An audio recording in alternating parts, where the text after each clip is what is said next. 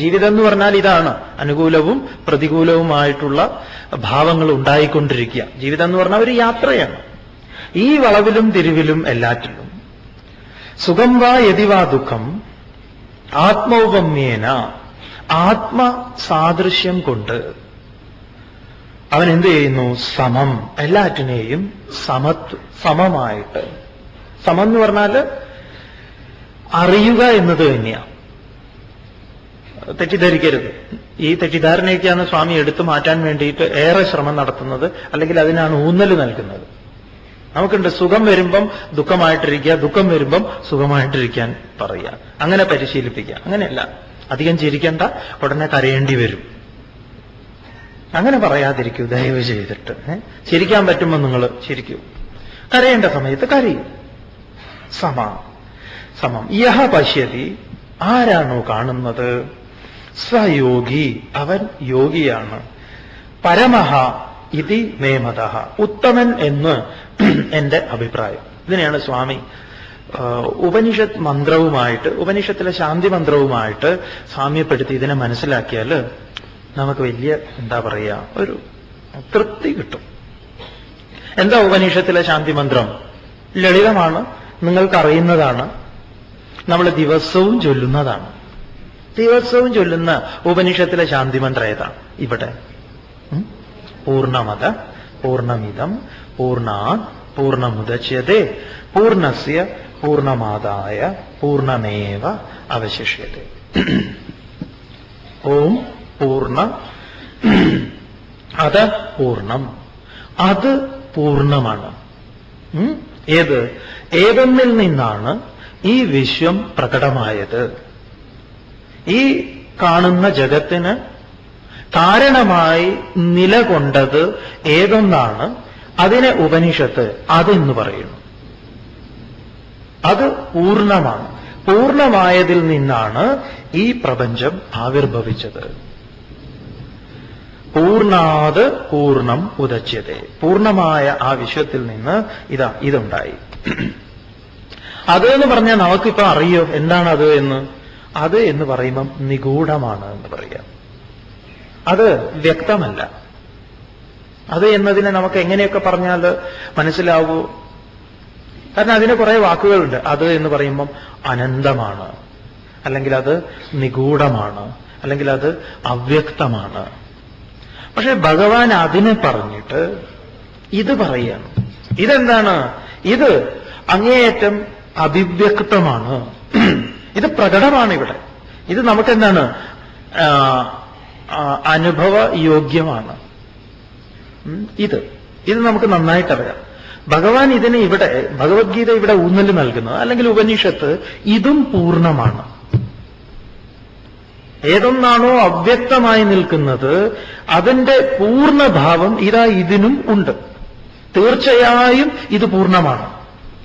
അപൂർണതാബോധം കാത്തു സൂക്ഷിക്കുകയേ വേണ്ട. അത് ഗീതയുടെ ശാഠ്യമാണ്, ഭഗവാന്റെ ശാഠ്യമാണ്. ഭഗവാൻ അതിനാ ശാഠ്യം പിടിക്കുന്നത് ഏറ്റവും കൂടുതൽ.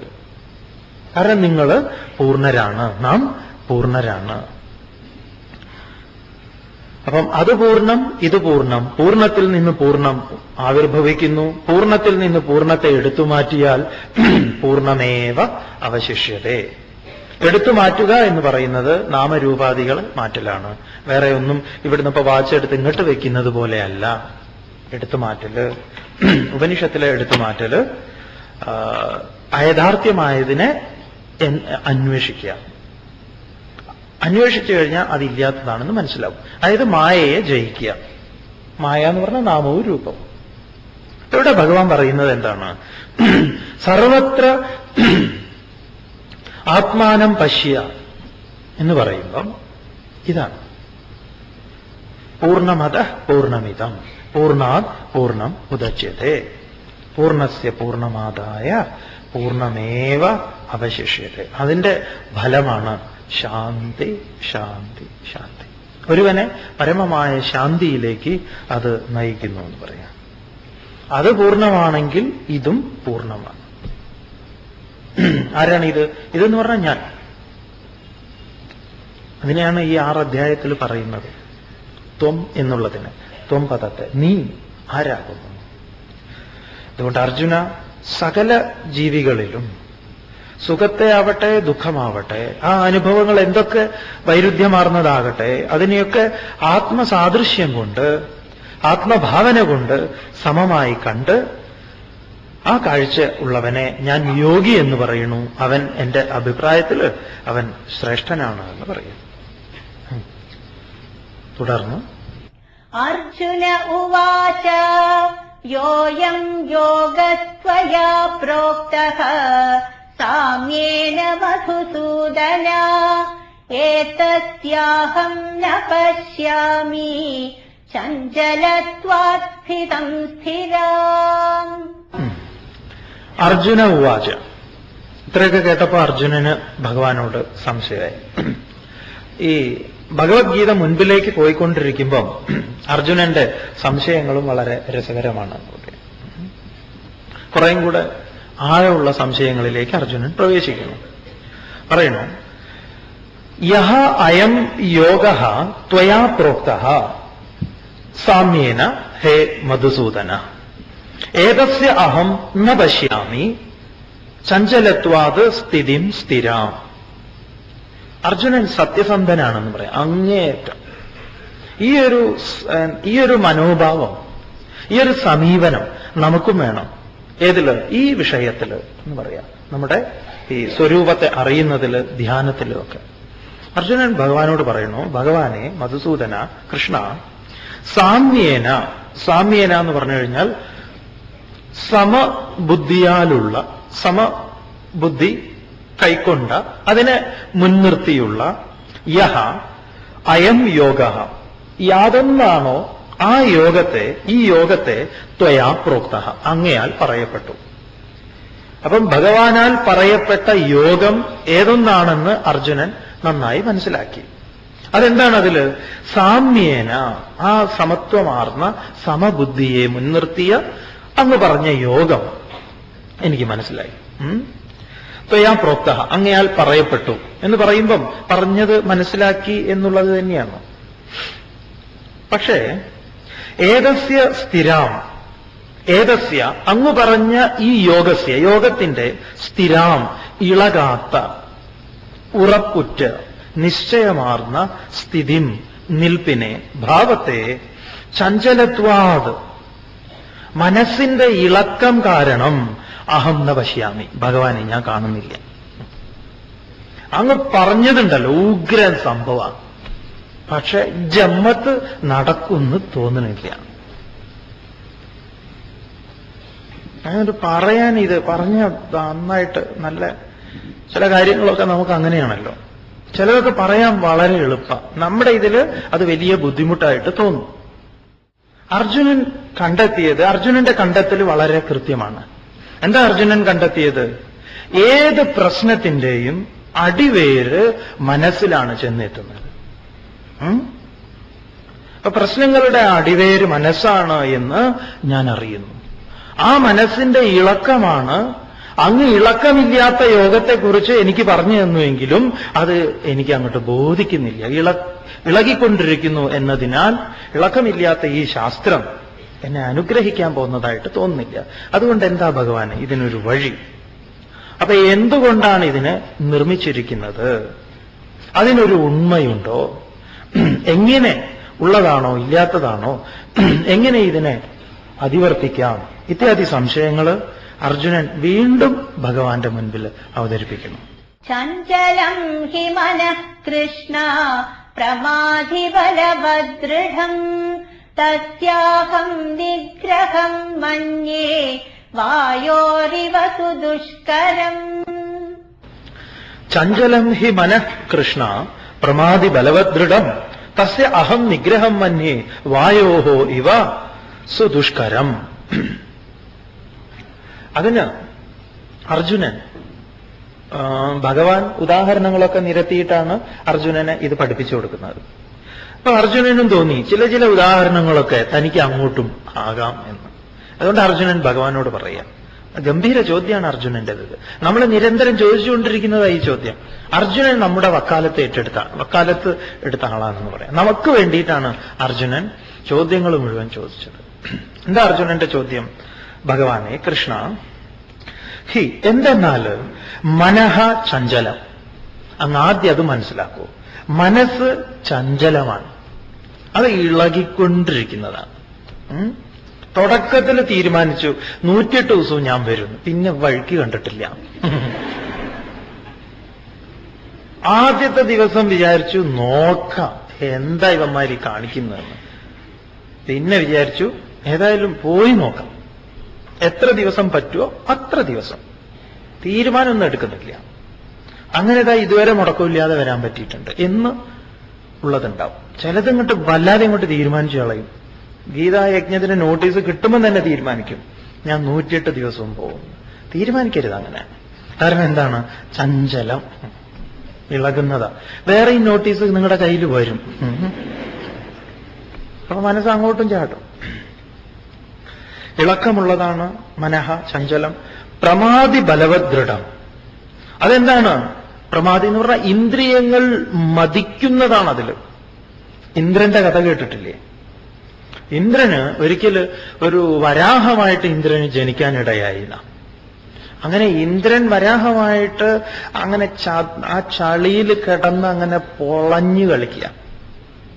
കണ്ടിട്ടുണ്ടോ നിങ്ങൾ? വരാഹം ചളിയിൽ കിടന്നിങ്ങനെ പൊളഞ്ഞു കളിക്കുന്നത് നമ്മൾ നല്ല മെത്തയിൽ കിടന്ന് കളിക്കുന്നത് പോലെയത്. അതും അതിന്റെ കുട്ടികളും അങ്ങനെ കളിക്കുമ്പോൾ ചെറിയൊരു ഒരു ഈ തിരി പോലെ കാണാം വാല് മുകളിൽ, അത്രേ ഉണ്ടാവുള്ളൂ. ബാക്കി മുഴുവൻ അകത്തായിരിക്കും. അങ്ങനെ ഇന്ദ്രൻ കളിക്കുന്നത് നാരദൻ കണ്ടു എന്നാ. നാരദൻ ചോദിച്ചു, എന്താ ഇന്ദ്ര, നീ മറന്നുപോയോ നീ ആരാണെന്ന്?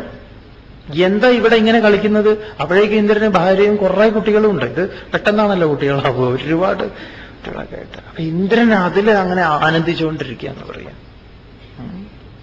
ആ ചുറ്റുപാടില് ഇത് തന്നെ സ്വർഗം എന്ന് പറയാം. നാരദരുമായിട്ടുള്ളൊരു സംവാദമുണ്ട്. അപ്പൊ ഇന്ദ്രിയങ്ങളിലൂടെ ആ രസം നുകർന്ന് പ്രമാദി ബലവത്, ഇന്ദ്രിയങ്ങളെ മതിക്കുന്നതും മറയ്ക്കുന്നതുമായിട്ടുള്ള ശക്തിയാർന്ന ദൃഢം. ദൃഢം എന്ന് പറഞ്ഞാൽ പറ്റിപ്പിടിച്ചു നിൽക്കുന്നത്, വിട്ടുനിൽക്കാത്ത തസ്യ, അതിന്റെ ഏത് മനസ്സിനെ അർജുനൻ നിർവചിച്ചതാണ്. ഒരു മനഃശാസ്ത്രകാരനും നിർവഹിച്ചിട്ടില്ല ഇങ്ങനെ. അർജുനനെ ഈ ഫ്രോയിഡും യുങ്ങും കാന്റും ഒക്കെ ഉണ്ടല്ലോ, അർജുനന്റെ സ്റ്റുഡന്റ് ആവേണ്ടവരാ. നിഗ്രഹം, അതിനെ നിഗ്രഹിക്കുക എന്നത്, അതിനെ നിയമനം ചെയ്യുക എന്നത് വായോഹോ ഇവ ദുഷ്കരം അഹം മന്യേ. അതുണ്ടല്ലോ, വായുവിനെ പിടിച്ചു കെട്ടുക എന്ന് പറയുന്നത് പോലെ ദുഷ്കരമായുള്ള ഒരേർപ്പാടായി അഹം മന്യേ ഞാൻ കരുതുന്നു. അതുകൊണ്ട് അങ്ങ് എന്തായി പറയുന്നത്? അങ്ങിങ്ങനെ കുറെ നേരമായല്ലോ പറയാൻ തുടങ്ങിയിട്ട് മനസ്സിനെ നിയന്ത്രിക്കൂ, മനസ്സിനെ നിയന്ത്രിക്കൂ. സ്വാമി, തന്നെയാണ് ഞങ്ങൾക്കും പറയാനുള്ളത്. ഇത് നടക്കണ്ടേ? ഇതൊക്കെ പറഞ്ഞു പോകുമ്പോഴും താഴെ ഇറങ്ങിയിട്ട് ഇല്ലേ, ആരെങ്കിലും കാലിൽ ചവിട്ടിക്കഴിഞ്ഞാൽ എന്താ നമ്മൾ ചോദിക്കുക? കണ്ണ് കണ്ടില്ലേ? ഓരോന്ന് വരും. അപ്പോഴായിരിക്കും പെട്ടെന്ന് ഇങ്ങനെ ചോദിക്കുമ്പോൾ സ്വാമി നിങ്ങളുടെ മുമ്പിൽ എത്തുമാ അല്ലേ? അത് സ്വാമിയാണ് ചവിട്ടിയിട്ടുണ്ടെങ്കിലോ ചിലപ്പോൾ അറിയില്ല. സ്വാമിയാണ് ഈ കുഴപ്പമില്ല ചവിട്ടിക്കൊള്ളൂ എന്നാണ്. അങ്ങനെയുണ്ട്. ഈ കാറ് എടുത്ത് പോകുമ്പോഴേ കാറിന്റെ ടയറിന്റെ അടിയിൽ കാല് വെട്ടും. അപ്പം അവർക്ക് വല്ലാതെ വേദനയായി. അപ്പൊ അതിന് ഈ കാറ് ഓടിച്ച ആള് അവരോട് പറയാ അറിയാഞ്ഞിട്ടാണെന്ന്. മറ്റേ ആള് പറയാ ഞാൻ അറിഞ്ഞുവല്ലോ എന്ന്. അതെ, ഞാൻ അറിയുന്നുണ്ട് കാര്യം. ബലവത്, അത് അങ്ങേയറ്റം ബലമാർന്നതാണ്. വായോഹോ ഇവ ദുഷ്കരം, അത് വായുവിനെ പോലെ ദുഷ്കരമാണ് അതിനെ നിയന്ത്രിക്കുക എന്നത്. രമണ മഹർഷി ചോദിക്കുന്നുണ്ട്, മാനസം തു കിം മാർഗണേ കൃതേ നൈവ മാനസം. ഭഗവാൻ ഉത്തരം കൊടുക്കാൻ പോകുന്നത് അതാ. അപ്പൊ നമുക്ക് നോക്കാം. ശ്രീഭഗവാനുവാച അസംശയം മഹാബാഹോ മനോ ദുർനിഗ്രഹം ചലം അഭ്യാസേന തു കൗന്തേയ വൈരാഗ്യേണ ച ഗൃഹ്യതേ. ശ്രീ ഭഗവാൻ ഉവാച. ഭഗവാൻ അർജുനനോട് മറുപടി പറയുന്നു. ഏതൊരു തലത്തിൽ നിന്നാണോ അർജുനൻ ഭഗവാനോട് ചോദിച്ചത്, അതേ ആ ഭാവത്തിൽ നിന്നുകൊണ്ട് തന്നെ ഭഗവാൻ ഉത്തരം കൊടുക്കുന്നു, മറുപടി കൊടുക്കുന്നു. ഈ ഒരു രീതി നമുക്ക് സ്വീകരിക്കാവുന്നതാണ്. നമ്മൾ 2-ാം അധ്യായം മുതൽ അത് കാണുന്നുണ്ട്. എന്താണോ അർജുനൻ ഭഗവാന്റെ മുൻപിൽ പ്രശ്നമായിട്ട് അവതരിപ്പിക്കുന്നത്, ആ പ്രശ്നത്തെ ഭഗവാൻ സ്വീകരിക്കുന്നതും തുടർന്ന് അർജുനന് ഭഗവാൻ സംശയം തീർക്കുന്നതും. പലപ്പോഴും നമുക്കത് അറിയില്ല എന്ന് പറയാം. ചോദിക്കുന്നത് ഒന്നായിരിക്കും, പക്ഷെ നമ്മൾ പറയുന്ന മറുപടി വേറൊന്നായിരിക്കും. എപ്പോഴും അങ്ങനെയാണ്. എന്തെങ്കിലും ഒന്ന് ചോദിച്ചാൽ അതിന് വേറൊന്ന് പറയും. കുട്ടികൾ എന്തെങ്കിലും ചോദിച്ചാൽ കുട്ടികളോട് തിരിച്ച് അങ്ങോട്ട് ചോദിക്കും, നീ നിന്റെ ഹോംവർക്കൊക്കെ ചെയ്തോ? സ്വിച്ച് ഓഫ് ചെയ്തു കുട്ടികൾ, ഇല്ലേ? കാര്യമായിട്ട് ചോദിച്ചതാ, ഉടനെ നമ്മൾ അങ്ങോട്ട് ചോദിക്കണം. ശ്രീ ഭഗവാൻ ഉവാച. ഭഗവാൻ പറഞ്ഞു, അസംശയം മഹാബാഹോ. ഹേ മഹാബാഹു. അർജുനനെ ഒന്ന് പ്രോത്സാഹിപ്പിച്ചു എന്ന് പറയാം. നല്ലൊരു വിളി വിളിച്ചു. മഹാബാഹു, വലിയ വലിയ കൈകളൊക്കെ ഉള്ള, വലിയ കാര്യങ്ങളൊക്കെ ചെയ്യാൻ പോകുന്ന, വലിയ കണ്ടെത്തലുകളൊക്കെ നടത്തുന്ന അർജുന, നീ പറഞ്ഞത് സംശയമില്ലാത്ത കാര്യമാണ്. ഇതാണ് ഒരാള് നമ്മളോട് പറയുന്നതിനെ പൂർണ്ണമായി സ്വീകരിക്കുക. സ്വീകരിച്ചു കഴിഞ്ഞാൽ നമ്മൾ പിന്നെ നമ്മളെ കാത്തു നിൽക്കുക അയാള്. ഇത് നമ്മൾ എന്താ പറയാ, നിങ്ങൾ പറഞ്ഞത് ശരിയല്ല, അർജുന നീ പറഞ്ഞത് ശരിയല്ല എന്ന് ഭഗവാന് പറയാം. അങ്ങനെ പറഞ്ഞു കഴിഞ്ഞാൽ അർജുനൻ സ്വിച്ച് ഓഫ് ചെയ്യും. നമ്മൾ എപ്പോഴും അങ്ങനെയല്ലേ പറയാറ്? ഭാര്യ ഭർത്താവിനോട് എന്ത് പറഞ്ഞാലും, ഭർത്താവ് ഭാര്യയോട് എന്ത് പറഞ്ഞാൽ, നീ എത്ര കാലം ഇത് പറയാൻ തുടങ്ങിയിട്ട്, ഞാനിത് കേട്ട് കേട്ട് മടുത്തു. തിരിച്ചും മറിച്ചു. കുട്ടികളും അതെ, അവരൊക്കെ അതെ, എല്ലായിടത്തും. അതുകൊണ്ട് നീ പറഞ്ഞത് പൂർണ്ണമായും ശരിയാണ്, അസംശയം, സംശയമില്ല. പക്ഷേ അതിൽ ചെറിയ ചെറിയ കാര്യങ്ങളൊക്കെ ഉണ്ട്. എന്താണ്? മനഃ, മനസ്സ്, ദുർനിഗ്രഹം, അത് നിരോധിക്കാൻ പ്രയാസമുള്ളതാണ്, ചലം, ഇളകിക്കൊണ്ടിരിക്കുന്നതാണ്. ഈ കാര്യത്തിൽ സംശയമില്ല. എന്നിട്ട് ഭഗവാൻ വിളിക്കുന്നു, ഹേ കൗന്ദേയ, കുന്തിയുടെ പുത്ര, നിന്റെ അമ്മയ്ക്കിത് സാധിച്ചിട്ടുണ്ട്. അതുകൊണ്ട് പാണ്ഡവ എന്നൊക്കെ വിളിക്കുമ്പോ വിളി ചിലയിടത്തേക്ക് ഇങ്ങനെ കൊണ്ടുപോകുന്നതാണ്. അമ്മ, അമ്മ നീ ആരുടെ പുത്രനാണ്? ആ ഒരു കുന്തിയുടെ പുത്രനാണ്. അതും കൂടെ ഓർമ്മിപ്പിക്കാനായിട്ട് ഭഗവാൻ പറയുന്നു, ഹേ കൗന്ദേയ, അത് സാധിക്കും. എങ്ങനെയാണ് എങ്കിൽ അഭ്യാസേന, അഭ്യാസം കൊണ്ട്, പരിശീലനം കൊണ്ട്, അതുപോലെ വൈരാഗ്യേണ, വൈരാഗ്യം കൊണ്ട്. വൈരാഗ്യം എന്ന് പറഞ്ഞാൽ വിരക്തി ഹേതുവായി ഗൃഹ്യതേ, സ്വാധീനപ്പെടുന്നു.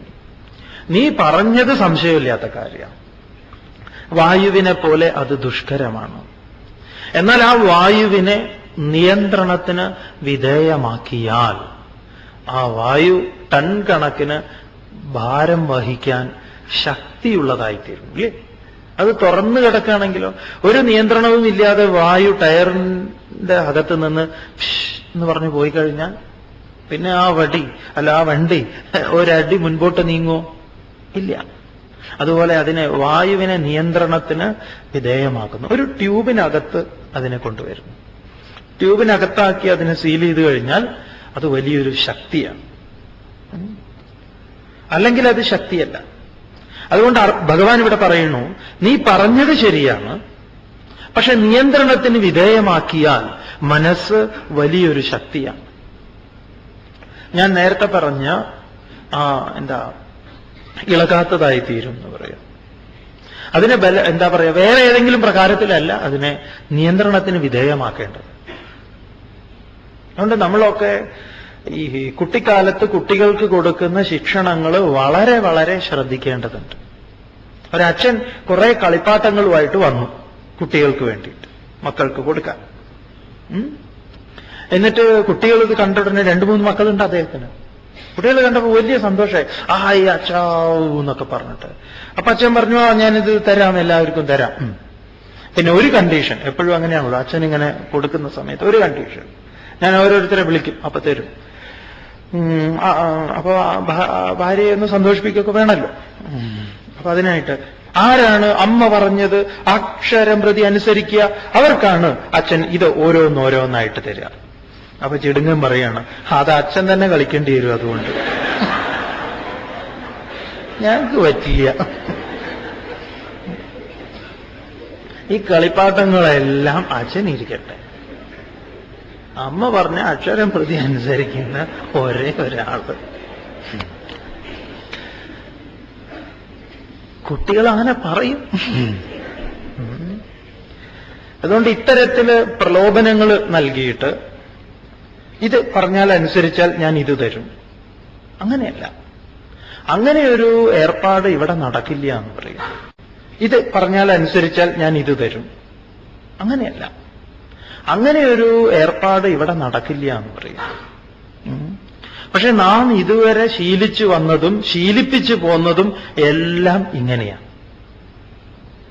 അതുകൊണ്ടാണ് ഇത് ചെയ്താൽ എന്ത് കിട്ടും എന്ന് വരെ ചോദിക്കുന്നവരുണ്ട്. നിങ്ങളോട് ചോദിക്കാതെ ഇരുന്നിട്ടുണ്ടാവില്ല ആരെങ്കിലും.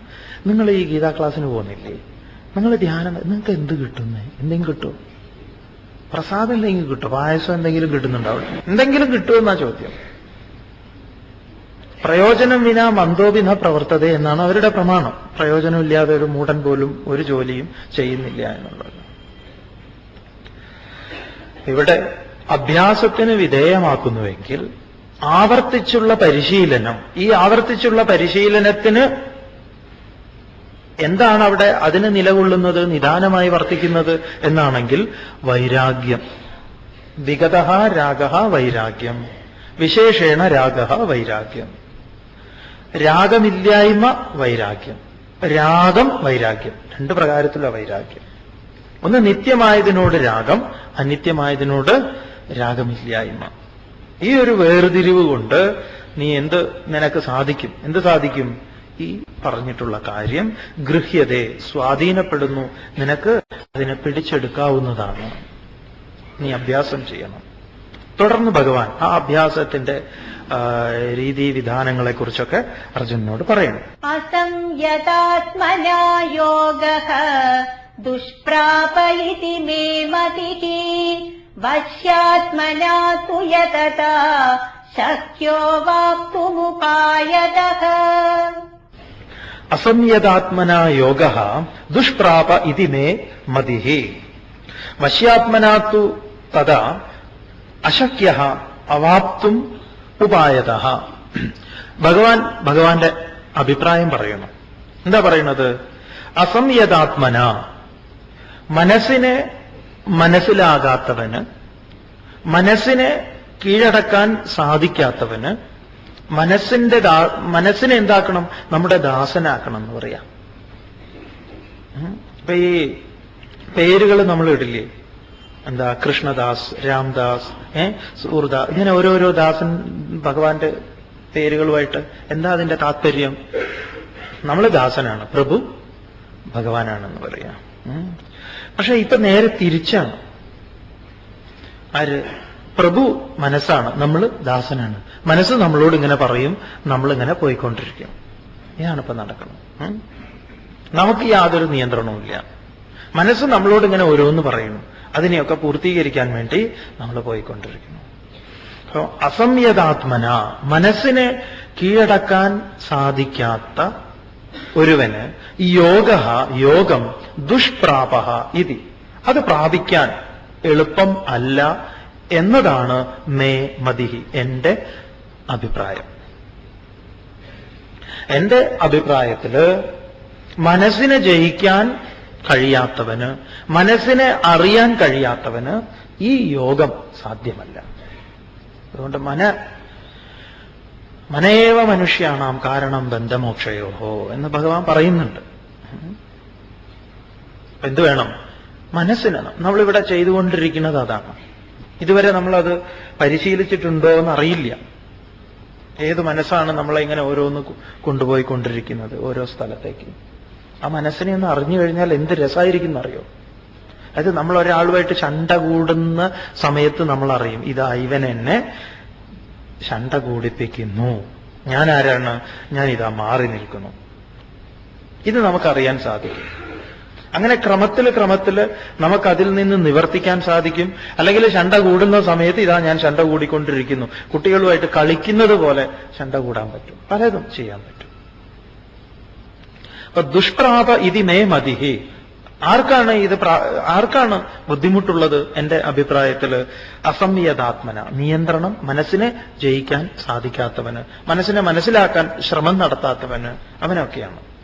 വശ്യാത്മന യതതാത്തു, എന്നാൽ മനസ്സിനെ സ്വാധീനിക്കുന്നവന് തന്റെ ഇഷ്ടത്തോഴനായി മനസ്സ് വർത്തിക്കുന്നു. ഏത് ആഗ്രഹങ്ങളെയും ബുദ്ധിയുമായി ചേർത്ത് വെച്ച്, അതുകൊണ്ടാണല്ലോ ധർമ്മം, അർത്ഥം, കാമം, മോക്ഷം. അപ്പൊ ധർമ്മവുമായി ചേർത്ത് വെച്ച് ഈ ആഗ്രഹത്തെ പൂർത്തീകരിക്കേണ്ടതാണോ എന്ന് സ്വയം ആത്മപരിശോധന നടത്തി ആ ആഗ്രഹത്തിന്റെ പിറകെ പോകുന്നത്. ഇതിനെയാണ് വശ്യാത്മന എന്ന് പറയുന്നത്. അതിനെ കഠോപനിഷത്തിലെ രഥകൽപ്പന സമയത്ത് നമ്മൾ പഠിച്ചു. ദുഷ്ടാശ്വ ഇവ സാരഥേഹേ, ദുഷ്ടങ്ങളായിട്ടുള്ള അശ്വങ്ങള് അവനെ സംസാരം ച അധിഗച്ഛതി, സംസാരത്തിലേക്ക് കൊണ്ടുപോകുന്നു. സദശ്വ ഇവ സാരഥേഹേ, എന്നാൽ സദശ്വ നിയന്ത്രിതമാർന്ന കുതിരകളോട് കൂടിയിട്ടുള്ള സാരഥി തദ്വിഷ്ണു പരമം പദം, ആ വിഷ്ണുപദത്തിലേക്ക് അവനെ കൊണ്ടുപോകുന്നു. അപ്പൊ നിയന്ത്രണമല്ലാത്ത ഇന്ദ്രിയങ്ങളോട് കൂടിയിട്ടുള്ളവന് ഒരിക്കലും യോഗം സാധ്യമല്ല. നിയന്ത്രിതമാർന്ന മനസ്സോട്, ഇന്ദ്രിയങ്ങളും മനസ്സോട് കൂടിയിട്ടുള്ളവന് എന്റെ അഭിപ്രായത്തിൽ എന്താണ്, അത് അവന് സാധിക്കുന്നതാണ്. യതതാതു ഉപായത, അത് ഉപായമാണ്, മേൽപ്പറഞ്ഞ ഉപായം. എന്ത്? വശ്യാത്മന എന്നത്. തം അവാപ്തും ശക്യ, തം അതിനെ, തം എന്ന് പറഞ്ഞാൽ യോഗം, യോഗത്തെ അവാപ്തും പ്രാപിക്കാൻ ശക്യ, അവൻ എന്താണ്? സമർത്ഥനാണ്, കഴിയുന്നതാണ് ഭഗവാൻ. മുണ്ടകോപനിഷത്തില് ഒന്നാമത്തെ മന്ത്രം തന്നെ മുണ്ടകോപനിഷത്തില്, അതില് ഉപനിഷത്ത് നല്ലൊരു ഉപമ പറഞ്ഞുകൊണ്ടാണ് ഉപനിഷത്ത് തുടങ്ങുന്നത്. അതിൽ പറയുന്നു, ദ്വാ സുപർണ സയുജ സഖായ. എന്താണ്? സമാനം വൃക്ഷം പരിഷസ്വജാതെ ദ്വാ സുപർണ സയുജ സഖായ. രണ്ട് കിളികൾ, ഒരുപോലെയുള്ള കിളികൾ ഒരു വൃക്ഷ കൊമ്പില് അങ്ങനെ ഇരിക്കണം. എന്നിട്ടോ ഒന്ന് തയോരന്യ പിപ്പലം സ്വാദത്തി, പിന്നെയോ അനശ്നൻ അന്യോ അഭിജാകശീതി.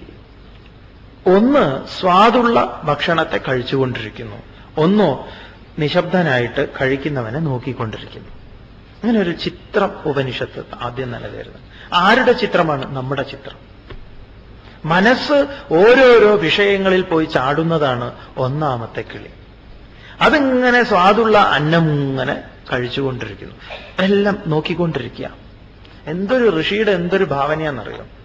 ഒരു കിളി പോയിട്ട് അതിൽ കുറച്ച് കൊത്തി നോക്കി, പിന്നെ ഇപ്പുറത്ത് വന്ന് കൊത്തി നോക്കി, പിന്നെ ആ കൊമ്പിൽ ചാടി, ഈ കൊമ്പിൽ ചാടി, ആ കൊമ്പിൽ ചാടി, ഒന്ന് ഇങ്ങനെ നോക്കുക ഈ കിളിയെ, മറ്റേതിനെ. എന്താ ഇവൻ ചെയ്യുന്നത്? ബോധം ഒരേ ശരീരത്തിലിരുന്ന്, ഒരേ വൃക്ഷത്തിലിരുന്ന്, അപ്പം ബോധം നിശബ്ദമായി ഇവൻ ഈ ചാടുന്നതിനെയൊക്കെ, ഇവൻ എങ്ങോട്ടാണ് ചാടുന്നത്? നമ്മൾ വൈകുന്നേരങ്ങളിൽ ചെയ്യുന്നത് ഇതാണ്. ഇതുപോലും നമ്മൾ ചെയ്യാറില്ല. നമ്മളെ സംബന്ധിച്ച് ഒരു കിളിയേ ഉള്ളൂ, നിശബ്ദനായ കിളി ഇല്ല എന്ന് പറയും. അങ്ങനെ ഒരു കിളി ഉണ്ടോ? അങ്ങനെ ഒരു കിളി ഉണ്ട്. ആ കിളിയും കൂടെ ഉണർത്തലാണ്. മധുസൂദനൻ നായരുടെ നല്ലൊരു കവിത ഉണ്ട്, ഒരു കിളിയും 5 വേടന്മാരും. ഈ കിളിയെ കൊണ്ട് കാര്യം പറയിപ്പിച്ചവരായിരുന്നു നമ്മുടെ പൂർവികന്മാരായിട്ടുള്ള കവികളെല്ലാം. ആധുനിക കവികളും ആ ഒരു രീതി സ്വീകരിക്കുന്നുണ്ട്. അതിൽ കിളി ചോദിക്കുന്നുണ്ട്, കാട്ടിൽ പോണ വഴിയേത് കാട്ടിത്തരുവാനാരുണ്ട്, കാടറിയാ കിളി കഥയറിയാ കിളി കരളാലൊരു മൊഴി ചോദിച്ചു, കരളാലൊരു മൊഴി ചോദിച്ചു.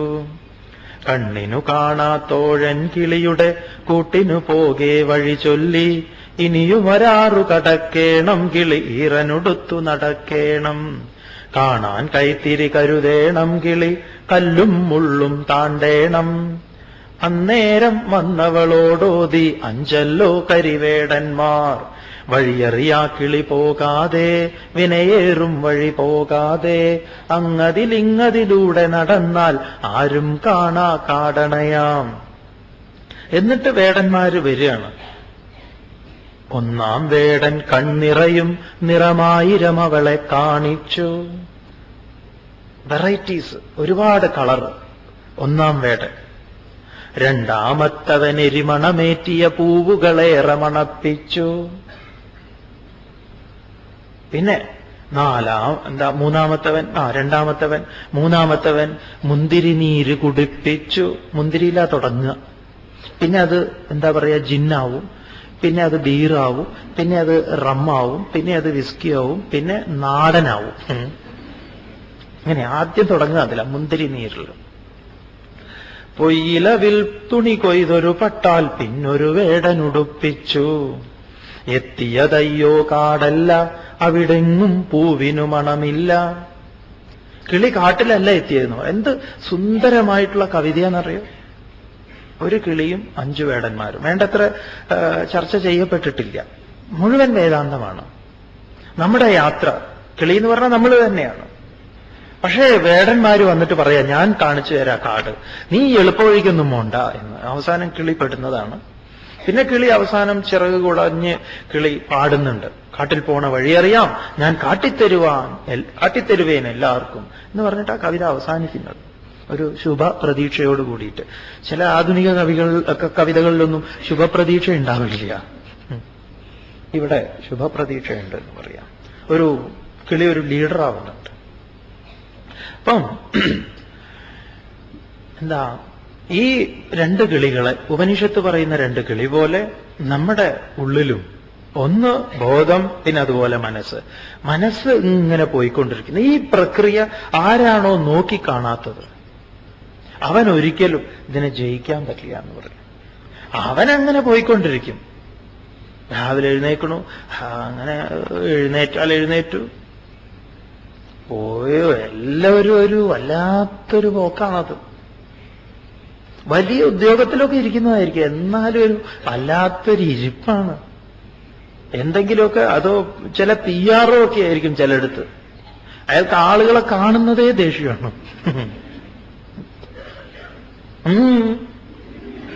ഒന്നുമില്ല, ഓരോന്ന് വലിഞ്ഞു കയറി വരും അല്ലേ? അങ്ങനെ. അതുകൊണ്ട് അസംയതാത്മന, മനസ്സിനെ കീഴടക്കാത്തവന്, മനസ്സിനെ ജയിക്കാത്തവന്, മനസ്സിനെ അറിയാത്തവന് ഒന്നും സാധ്യമല്ല എന്ന് ഭഗവാൻ പറയുന്നു. അതുകൊണ്ട് എന്തു വേണം? വശ്യാത്മന, താൻ തന്നെയായിരിക്കണം. കാണാൻ കൈത്തിരി കരുതേണമെങ്കിൽ കല്ലും മുള്ളും താണ്ടേണം എന്നൊക്കെ പറയുന്നത് അവിടെ കവി പറയുന്നുണ്ടല്ലോ. അതുപോലെ താനൊരു കൈത്തിരി, താൻ തന്നെ, തന്റെ മാർഗത്തിൽ തനിക്ക് വെളിച്ചം താൻ തന്നെയാണെന്നാണ്. ഒരു ഗംഭീര കഥയുണ്ട് പറയാം. ഗുരു ശിഷ്യന് പഠിപ്പിച്ചു കൊടുത്തു എല്ലാം. രാത്രിയായപ്പോ അവനോട് പറഞ്ഞു പൊയ്ക്കോളാൻ, ആശ്രമം വിട്ടു പോവാൻ പറഞ്ഞു. വിളക്ക് കത്തിച്ചു കൊടുത്തു. വിളക്ക് കത്തിച്ചു കൊടുത്തിട്ട് ഇറങ്ങാൻ നേരത്ത് ഗുരു ആ വിളക്കിനെ എന്ന് പറഞ്ഞൊരൊറ്റ കുതൽ കെട്ടുപോയി. നടന്നോളാൻ പറഞ്ഞു. ബാക്കിയുള്ളവരൊക്കെ അത്ഭുതപ്പെട്ടു. എന്ത് പഠിപ്പിക്കില്ല ഈ ഗുരു പഠിപ്പിക്കുന്നത്? അവൻ നടന്നുപോയി. ബാക്കിയുള്ളവന്മാർക്ക് വേണ്ടിയിട്ടാണ് അത് പഠിപ്പിച്ചത് ഗുരു. അതായത് ഈ ബാഹ്യമായ വിളക്കിനെ എപ്പോഴാണോ അണയ്ക്കുന്നത് അപ്പോഴാണ് ഉള്ളിലെ വിളക്ക് തെളിയുക. ഇതുവരെ ഇവൻ എന്നെ ചുറ്റിപ്പറ്റി നിൽക്കുകയായിരുന്നു ആശ്രമത്തിൽ. ഇനിയും നീ ഇവിടെ നിന്നാൽ ശരിയാവില്ല എന്ന് പറയും. അതുകൊണ്ട് പോയിക്കോളൂ. പ്രതീകാത്മകമായിട്ട് ഗുരു വിളക്ക് ചിരാത് കൊടുത്തു, ഫൂ എന്ന് പറഞ്ഞു ഊതി കൊടുത്തു, വിട്ടോളാൻ പറഞ്ഞു. അതുകൊണ്ട് ആത്മപ്രകാശത്തില്, നമ്മുടെ പാതയില് നാം തന്നെയായിരിക്കണം നമുക്ക് വെളിച്ചം എന്ന് പറയാം. ആ വെളിച്ചത്തെ കെടുത്തുന്ന കാമനകളെ കൊണ്ടുവരാതിരിക്കുക. കാമനകളാൽ നമ്മുടെ പ്രകാശത്തെ എന്താ പറയുക, അതിനെ തടയാതിരിക്കൂ. ഉപനിഷത്തിൽ പറയും, എന്താ വിദ്യയെ ഉപാസിക്കുന്നവൻ ഇരുട്ട് പോകുന്നു, അല്ല എന്താ വിദ്യയെ ഉപാസിക്കുന്ന രണ്ടുപേരും പോണു ഇരുട്ടിലേക്ക് എന്ന്. നമ്മൾ ഈ അന്ധന്മാരെ കുറിച്ച് തന്നെ പറയുന്നതിൽ കുറെ, അതായത് ഈ ഉപനിഷത്ത് അത് പറയുന്ന സമയത്ത് ഉപനിഷത്തിന് കുറച്ച് കാര്യം പറയാനുണ്ട് നമ്മളോട്. നമ്മൾ പറയില്ലേ ഈ അന്ധന്മാർക്ക് എപ്പോഴും ഇരുട്ടാണ് എന്ന്? അല്ല, അന്ധന്മാർക്ക് ഇരുട്ടും അന്ധന്മാർക്ക് ഇല്ല എന്ന് പറയുക. അന്ധന് ഇരുട്ടല്ല, പിന്നെ വേറെ എന്തുവാണ്? ഇരുട്ടിനെ അറിയുന്നത് ഒരു ജ്ഞാനമാണ്, അറിവാണ്, ഒരു കണ്ണാണ്. കണ്ണടച്ചാലാണ് ഇരുട്ട്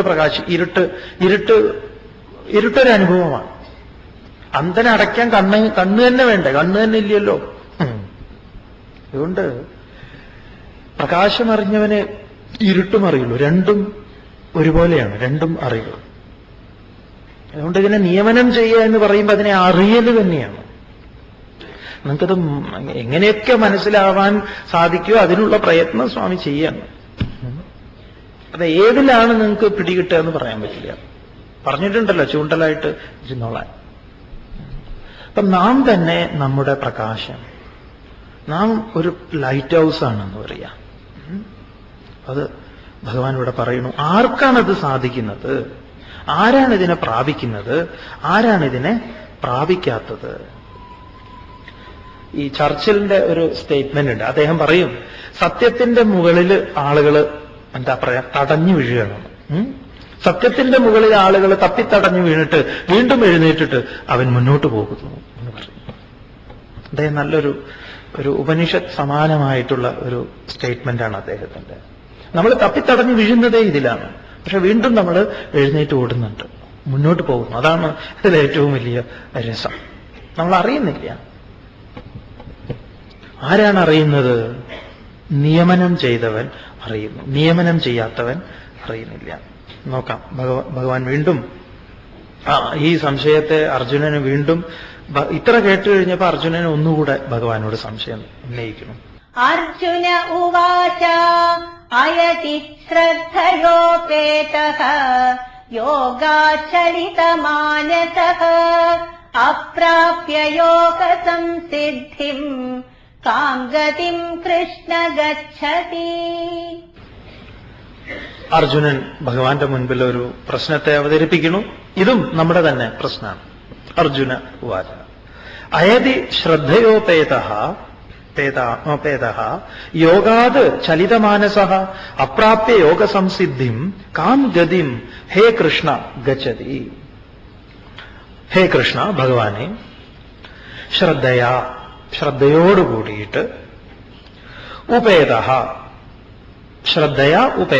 ശ്രദ്ധയോടുകൂടിയിട്ടുള്ളവനാണെങ്കിലും അയതഃ യോഗാത്, യത്നം ഫലിക്കാതെ, അതായത് വന്നു 19 ദിവസമായിട്ട് ജ്ഞാനയജ്ഞം കേൾക്കുന്നുണ്ട്, അല്ലെങ്കിൽ കുറെ ദിവസമായിട്ട് ഇങ്ങനെ വന്നുകൊണ്ടിരിക്കണം. ഇങ്ങനെയൊക്കെയാണല്ലോ നമുക്ക് സംശയം. പകുതിയിൽ വെച്ച് എവിടെയെങ്കിലും പോകേണ്ടി വന്നു, ഇതങ്ങോട്ട് മുടങ്ങിപ്പോയി. സ്വാമി എന്താവും ഫലം? ഇതാണ് ചോദിക്കുന്നത്. യോഗാത് അയതഃ യോഗാത്, യത്നം ഫലപ്പെടാത്തവനായിട്ട് യോഗാത്, യോഗത്തിൽ നിന്ന് ചലിതമാനസഃ, ഇളകിയ മനസ്സോട് കൂടിയിട്ട് അപ്രാപ്യ, അതിനെ പ്രാപിക്കാതെ കാം ഗതിം ഗച്ഛതി, അവന്റെ നില എന്താവും? എന്താ എന്റെ നില ആവുക? നമുക്ക് ഇത് ആരംഭത്തിൽ ചിലപ്പോൾ ഉണ്ടാവും. ഈ ഗീത പഠിക്കാത്തവർക്ക് തന്നെ ഉണ്ടാവും. എന്താവും എന്റെ ഗതി? ഞാൻ ഇതൊന്നും മനസ്സിലാക്കിയിട്ടില്ലല്ലോ. അല്ലെങ്കിൽ കുറച്ച് മനസ്സിലാക്കി. അതെപ്പോഴാണ് മനസ്സിലാക്കിയത്? വളരെ വൈകിയ സമയത്ത്, 90ലാണ് മനസ്സിലാക്കിയത്. ഇങ്ങനെ ഒരു യജ്ഞം അല്ലേ 99-ലുണ്ട്. ചിലരെ സംബന്ധിച്ച് ഇപ്പോഴും ആയിട്ടില്ല എന്ന് പറയാം. അതാ വലിയ അത്ഭുതം. ഒരിക്കലും ഗുരുവിനൊരു എഴുത്ത് വന്നു. എഴുത്തിൽ ഇതാണ്: ഞാൻ 75 വയസ്സായ ഒരു ആളാണ്, വൃദ്ധനാണ്. വൃദ്ധൻ അദ്ദേഹം എഴുതിയിട്ടില്ല, 75 വയസ്സായ അങ്ങനെയാണല്ലോ പറയാം. ഞാൻ 75 വയസ്സായ ഒരാളാണ്. എന്റെ 3ാമത്തെ മകൻ വെറും 30 വയസ്സായ അവൻ അങ്ങയുടെ ആശ്രമത്തിൽ അന്തേവാസിയായി കഴിയുന്നു എന്നും ഈ വരുന്ന ഗുരുപൂർണിമാ ദിനത്തിൽ അങ്ങ് അവന് സന്യാസം നൽകാൻ പോകുന്നു എന്നും ഞാൻ അറിഞ്ഞു. അങ്ങ് ചെയ്യുന്നത് ശരിയല്ല. വെറും ചെറുപ്രായത്തിൽ ഇങ്ങനെ ചെറുപ്പക്കാരെ സന്യാസിയാക്കുക എന്നുള്ളത് ഒട്ടും ശരിയായിട്ടുള്ള കാര്യമല്ല.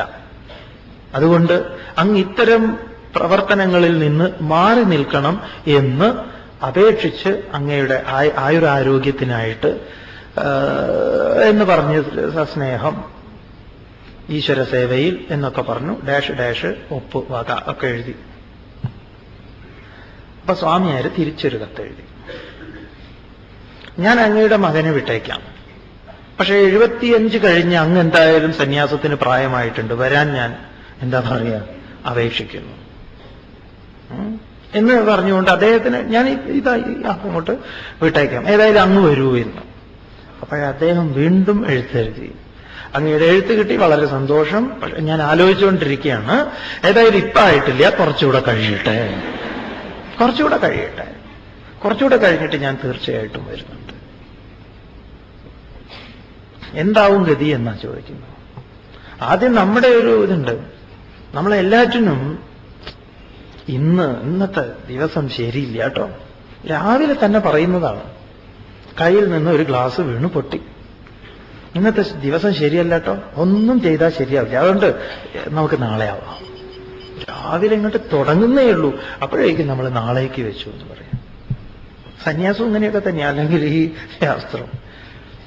അർജുനൻ ഇതൊക്കെ കൂടെ സമാഹരിച്ചുകൊണ്ടാണ് ചോദിക്കുന്നത്, എന്താവും ഗതി? ഭഗവാന്റെ മുൻപിൽ വീണ്ടും ഒരു ഉദാഹരണത്തെ അർജുനൻ വെക്കണം. എന്താണ് നോക്കാം. കച്ചിന്നോ ഭയവിഭ്രഷ്ടഃ ഛിന്നാഭ്രമിവ നശ്യതി അപ്രതിഷ്ഠോ മഹാബാഹോ വിമൂഢോ ബ്രഹ്മണഃ പഥി. കച്ചിന്നഃ ഉഭയവിഭ്രഷ്ടഃ ഛിന്നാഭ്രം ഇവ നശ്യതി അപ്രതിഷ്ഠഃ ഹേ മഹാബാഹോ വിമൂഢഃ ബ്രഹ്മണ പതി. ഭഗവാനെ അർജുനനും ഭഗവാനെ തിരിച്ചു വിളിക്കുക, ഹേ മഹാബാഹോ. ഇവർ അത്രയും വലിയ അടുപ്പമുള്ളവരാണെന്ന് പറഞ്ഞ തിരിച്ചു, അല്ലയോ മഹാബാഹോ ഭഗവാനെ. വിമൂഢഃ തന്നെ സ്വയം പരിചയപ്പെടുത്തുക. ആരാണ് വിമൂഢനായിട്ടുള്ള അവൻ, അല്ലെങ്കിൽ ഒരുവൻ, ഞാൻ. ബ്രഹ്മണഃ പതി, ബ്രഹ്മത്തിന്റെ എന്ന് പറഞ്ഞാൽ മോക്ഷത്തിന്റെ പതി, മാർഗത്തിൽ, സഞ്ചാരത്തില്. അപ്രതിഷ്ഠഃ, പ്രതിഷ്ഠയില്ലാത്തവനായി, നിലയുറപ്പിക്കാൻ പറ്റാത്തവനായിട്ട്. ഉഭയവിഭ്രഷ്ടഃ, രണ്ടിൽ നിന്നും എന്താ പറയാ, ഒരു പ്രയോഗമുണ്ടല്ലോ, അമ്മാത്തുനിന്ന് ഇറങ്ങുകയും ചെയ്തു, എന്നാൽ ഇല്ലത്തിട്ട് എത്തിയതുമില്ല. അവിടുന്ന് ഇറങ്ങി, ഇല്ലത്തേക്കാ ഇറങ്ങി, പക്ഷെ അവിടെ എത്തിയതുമില്ല. രണ്ടിന്റെയും നടുവിൽ, നമ്മൾ ത്രിശങ്കു സ്വർഗം എന്നൊക്കെ പറയില്ലേ, ഇങ്ങനെ ഉഭയവിഭ്രഷ്ട, രണ്ടിൽ നിന്നും തെറ്റി, ഭൗതികമായിട്ടുള്ളതിനെയൊക്കെ ഉപേക്ഷിച്ചു. എന്നിട്ടാ മൂപ്പരെ ഇറങ്ങി തിരിച്ചത് ആശ്രമത്തിലേക്ക്. എന്നിട്ടോ അവിടുന്ന് വീണ്ടും ഇറങ്ങി. എങ്ങോട്ട് ഇറങ്ങുമ്പം വീട്ടിലേക്ക് വരാൻ പറ്റുമോ? അതും പറ്റില്ല. ഇങ്ങനെ ഒരു രണ്ടും കെട്ട ഒരു അവസ്ഥയുണ്ടല്ലോ. ഏതുപോലെ എന്നാണെങ്കിൽ, ചിന്ന അഭ്രം ഇവ, ഒരു ചിന്ന അഭ്രം, ഒരു ചിന്ന മേഘം, ഒരു ചെറിയ മേഘകഷ്ണം പോലെ. നശ്യതി കശ്ചിത്, അത് നശിച്ചു പോവില്ലേ എന്ന്. ഈ അർജുനന്റെ ഈ ഒരു ഉപമയുണ്ടല്ലോ, നല്ല ഗംഭീരമായിട്ടുള്ളതാണ്. കാരണം ഒരു മേഘം ആകാശത്തിൽ വേറിട്ട് നിൽക്കുമ്പോൾ ആ മേഘം എന്തിനായി ജന്മമെടുത്തോ ആ ജന്മത്തിന്റെ പൂർത്തീകരണമില്ലാതെ പോവുക. കാരണം മേഘം ആവിർഭവിച്ചത് മഴയായി പെയ്തിറങ്ങാനാണ്. അങ്ങനെ ഇരിക്കെ കൂട്ടമേഘത്തിൽ നിന്ന് വഴിതെറ്റി ഒരു ചിന്ന കഷ്ണമായിട്ട് എവിടെയോ ഇങ്ങനെ തിരിഞ്ഞു കളിച്ചു, സൂര്യന്റെ കിരണങ്ങളേറ്റ് അതില്ലാതെയായി. അങ്ങനെ ഒരു ചെറിയ മേഘം പോലെ ആയി തീരില്ലേ ഞാൻ? എന്റെ ഗതി അതാവില്ലേ ഭഗവാനെ എന്നാണ് അർജുനന്റെ ചോദ്യം. അപ്പൊ ഞാൻ എന്താ ഇപ്പൊ ചെയ്യേണ്ടത്? അങ്ങ് പറയുന്ന ഏതാ ഞാൻ അനുസരിക്കേണ്ടത്? ഒരിക്കലും രണ്ട് തെണ്ടികൾ എന്ന് പറഞ്ഞാൽ വഴിയാധാരായിട്ടുള്ളവർ, അവരാണല്ലോ പറയാം, അങ്ങനെ നടക്കുന്നവര് പാർക്കിൽ വെച്ച് കണ്ടുമുട്ടി. അങ്ങനെ രണ്ടുപേരും സമാന സ്വഭാവമുള്ളവരാണ്. കാരണം അവരങ്ങനെ യാത്ര ചെയ്യണം. അപ്പൊ അവരവിടെ സിമന്റ് ബെഞ്ചിലിരുന്നിട്ട് അവരിങ്ങനെ ആയിത്തീരാനുള്ളതിന്റെ കാരണത്തെക്കുറിച്ച് പറയുകയായിരുന്നു. ഒന്നാമൻ പറഞ്ഞു, ഞാൻ ഒരാള് പറഞ്ഞതും അനുസരിക്കില്ല, അതുകൊണ്ടാണ് ഞാൻ ഇങ്ങനെയായത്. ഒരാൾ പറയുന്ന ഒരു ഉപദേശവും ഞാൻ അനുസരിക്കില്ല. മറ്റവൻ പറഞ്ഞു, എല്ലാവരും പറഞ്ഞത് ഞാൻ അനുസരിക്കുമായിരുന്നു, അതാ ഞാൻ ഇങ്ങനെയായത്. ഒരാളും പറഞ്ഞത് അനുസരിച്ചില്ല എന്നതുകൊണ്ട് ഞാൻ ഇങ്ങനെയായി. മറ്റവനോ എല്ലാവരും പറയുന്നത്. അവൻ എല്ലാവരോടും പോയിട്ടാണ് അഭിപ്രായം ചോദിക്കുക. കുട്ടികൾ ഈ +2 കഴിയുമ്പോണ്ടല്ലോ വല്ലാത്തൊരു കൺഫ്യൂഷൻ അവർക്ക്. ഈ പേരൻസ് ഇങ്ങനെ അവരുടെ ഫ്രണ്ട്സിനെ കണ്ടു കഴിഞ്ഞാൽ എല്ലാവരോടും ചോദിക്കും, തന്റെ മോൾ ഏതിനാ, തന്റെ മകൻ എന്തിനാ. അപ്പൊ അവർ അയ്യോ നിങ്ങൾ കോയമ്പത്തൂർ വിടണ്ട കേട്ടോ, അവിടെ ഭയങ്കര പ്രശ്നമാണ്. അപ്പോഴാണ് ഇയാൾ കോയമ്പത്തൂർ ഫോമും കാര്യങ്ങളും എല്ലാം മേടിച്ച് എഴുതി ഒട്ടിച്ച് വെച്ചത് വന്നു. എന്നാ അത് വേണ്ട മോളെ എന്ന് പറഞ്ഞു. എന്നാ പിന്നെ നിങ്ങളൊരു കാര്യം ചെയ്യും, മദ്രാസിലേക്ക് വിടൂ. പിന്നെ മദ്രാസിലേക്ക് ഇങ്ങനെ. എന്നിട്ടിപ്പോ അവസാനം എന്തായി, ഇപ്പൊ കുട്ടിക്ക് എവിടെയില്ല എന്ന് പറയാം. ഇങ്ങനെ എവിടെയും ഇല്ലാത്ത ഒരു അവസ്ഥാവിശേഷം എനിക്കും വന്നു പോവില്ലേ? അതുകൊണ്ട് ഭഗവാനെ ഒന്ന് പറഞ്ഞു തരും. എന്റെ സംശയങ്ങൾ ഇതാ ഞാൻ വീണ്ടും ഉന്നയിക്കുന്നു. ഏതന്മേ സംശയം കൃഷ്ണ ചേതുവർഹസ്യ ശേഷതഃ ത്വദന്യ സംശയസ്യാസ്യ ചേതാനഹ്യുപപദ്യതേ. ഭഗവാന്റെ മുൻപിൽ അർജുനൻ ചില പ്രശ്നങ്ങൾ അവതരിപ്പിച്ചിട്ടുണ്ട്. എന്താണ് എന്നാണെങ്കിൽ, ഭഗവാനെ ശ്രദ്ധയോടുകൂടിയവനാണെങ്കിലും ശ്രദ്ധയുണ്ട്, എന്നാലും അവൻ കുറച്ച് പ്രയത്നിച്ചു ഈ ഒരു കാര്യത്തിലേക്കായിട്ട്. പക്ഷേ മനസ്സിന്റെ ഇളക്കം കാരണം അത് പ്രാപിക്കാൻ പറ്റാതെ അവൻ പകുതി വഴിയിൽ അവൻ ഈ യോഗത്തിൽ നിന്ന്, അല്ലെങ്കിൽ അവന് മരണം സംഭവിച്ചു എന്നിരിക്കട്ടെ, ഇതിൽ നിന്ന് വ്യതിചലിച്ചു കഴിഞ്ഞാൽ എന്താണ് അവന്റെ ഗതി? എനിക്ക് തോന്നുന്നു അവനൊരു കാറ്റിൽപ്പെട്ട, ആകാശത്തുപെട്ട ഒരു ചിന്ന മേഘം പോലെ, ആ മേഘത്തിന്റെ സാധ്യതയെ മുഴുവൻ, എന്തിനായിക്കൊണ്ടാണോ മേഘം ജനിച്ചത്, ആ പെയ്തിറങ്ങി മഴയായി പെയ്തിറങ്ങി അതിന്റെ പൂർണ്ണ സാക്ഷാത്കാരത്തിലേക്ക് വരാതെ അത് സൂര്യകിരണങ്ങളാൽ ബാഷ്പീകൃതമായി അത് വെറുതെ നഷ്ടപ്പെട്ടു പോവില്ലേ? ഇങ്ങനെയാവില്ലേ ഒരുവന്റെ ഗതി? ഇത്തരത്തിലുള്ള എന്റെ ഈ സംശയത്തെ, ഏതന്മേ സംശയം കൃഷ്ണ, ഇങ്ങനെയുള്ള എന്റെ ഈ സംശയത്തെ ഇല്ലാതെയാക്കാൻ പോന്നവനാണ് അങ്ങ് എന്ന് ഞാൻ പൂർണ്ണമായി വിശ്വസിക്കുന്നു. മാത്രമല്ല, ഇനി വേറൊരാളുടെ അടുത്ത് ഞാൻ ഈ വിഷയത്തെക്കുറിച്ച് സംസാരിക്കാൻ, അല്ലെങ്കിൽ അവിടെ നിന്ന് എനിക്കിതിന് പരിഹാരം കൃത്യമായ ഒരു പരിഹാരം വേറൊരാൾക്ക് ഈ വിഷയത്തിൽ എന്നെ സഹായിക്കാൻ പറ്റും എന്നും ഞാൻ കാണുന്നില്ല. അതുകൊണ്ട് അങ്ങ് തന്നെ എന്നെ സഹായിക്കണം. ഇതാണ് ഭഗവാന്റെ മുൻപിൽ അർജുനൻ ഇതുവരെ കേട്ടതിന്റെ വെളിച്ചത്തിൽ പറഞ്ഞത്. ഇതിപ്പോ സ്വാഭാവികമായിട്ടും ഗീതാ വിദ്യാർത്ഥിയെ സംബന്ധിച്ച് കുറെ മുൻപിലേക്ക് വന്ന ഏതൊരാൾക്കും ഇത് എന്താ പറയാ, ഈ അർജുനന്റെ പ്രശ്നം ഒരു പ്രശ്നം തന്നെ. പ്രശ്നം എന്ന് പറഞ്ഞാൽ ചോദ്യം എന്നാണ്. അപ്പൊ ഭഗവാൻ ഇതിന് മുൻപ് പറഞ്ഞിട്ടുണ്ട്, ഒരുപാട് ഉറങ്ങുക, തീരെ ഉറങ്ങാതിരിക്കുക, ഒരുപാട് ഭക്ഷണം കഴിക്കുക, തീരെ ഭക്ഷണം കഴിക്കാതിരിക്കുക. കാരണം നമ്മുടെ മനുഷ്യ മനസ്സിന് അർജുനൻ ചോദിച്ച ഈ പ്രശ്നം വളരെ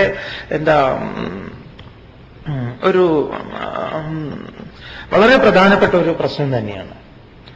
നമുക്കൊക്കെ മനുഷ്യ മനസ്സിനെ അറിയുന്ന രണ്ടെണ്ണാണ്. ഒന്നുകിൽ അതിന്റെ എക്സ്ട്രീമും, രണ്ടിന്റെയും.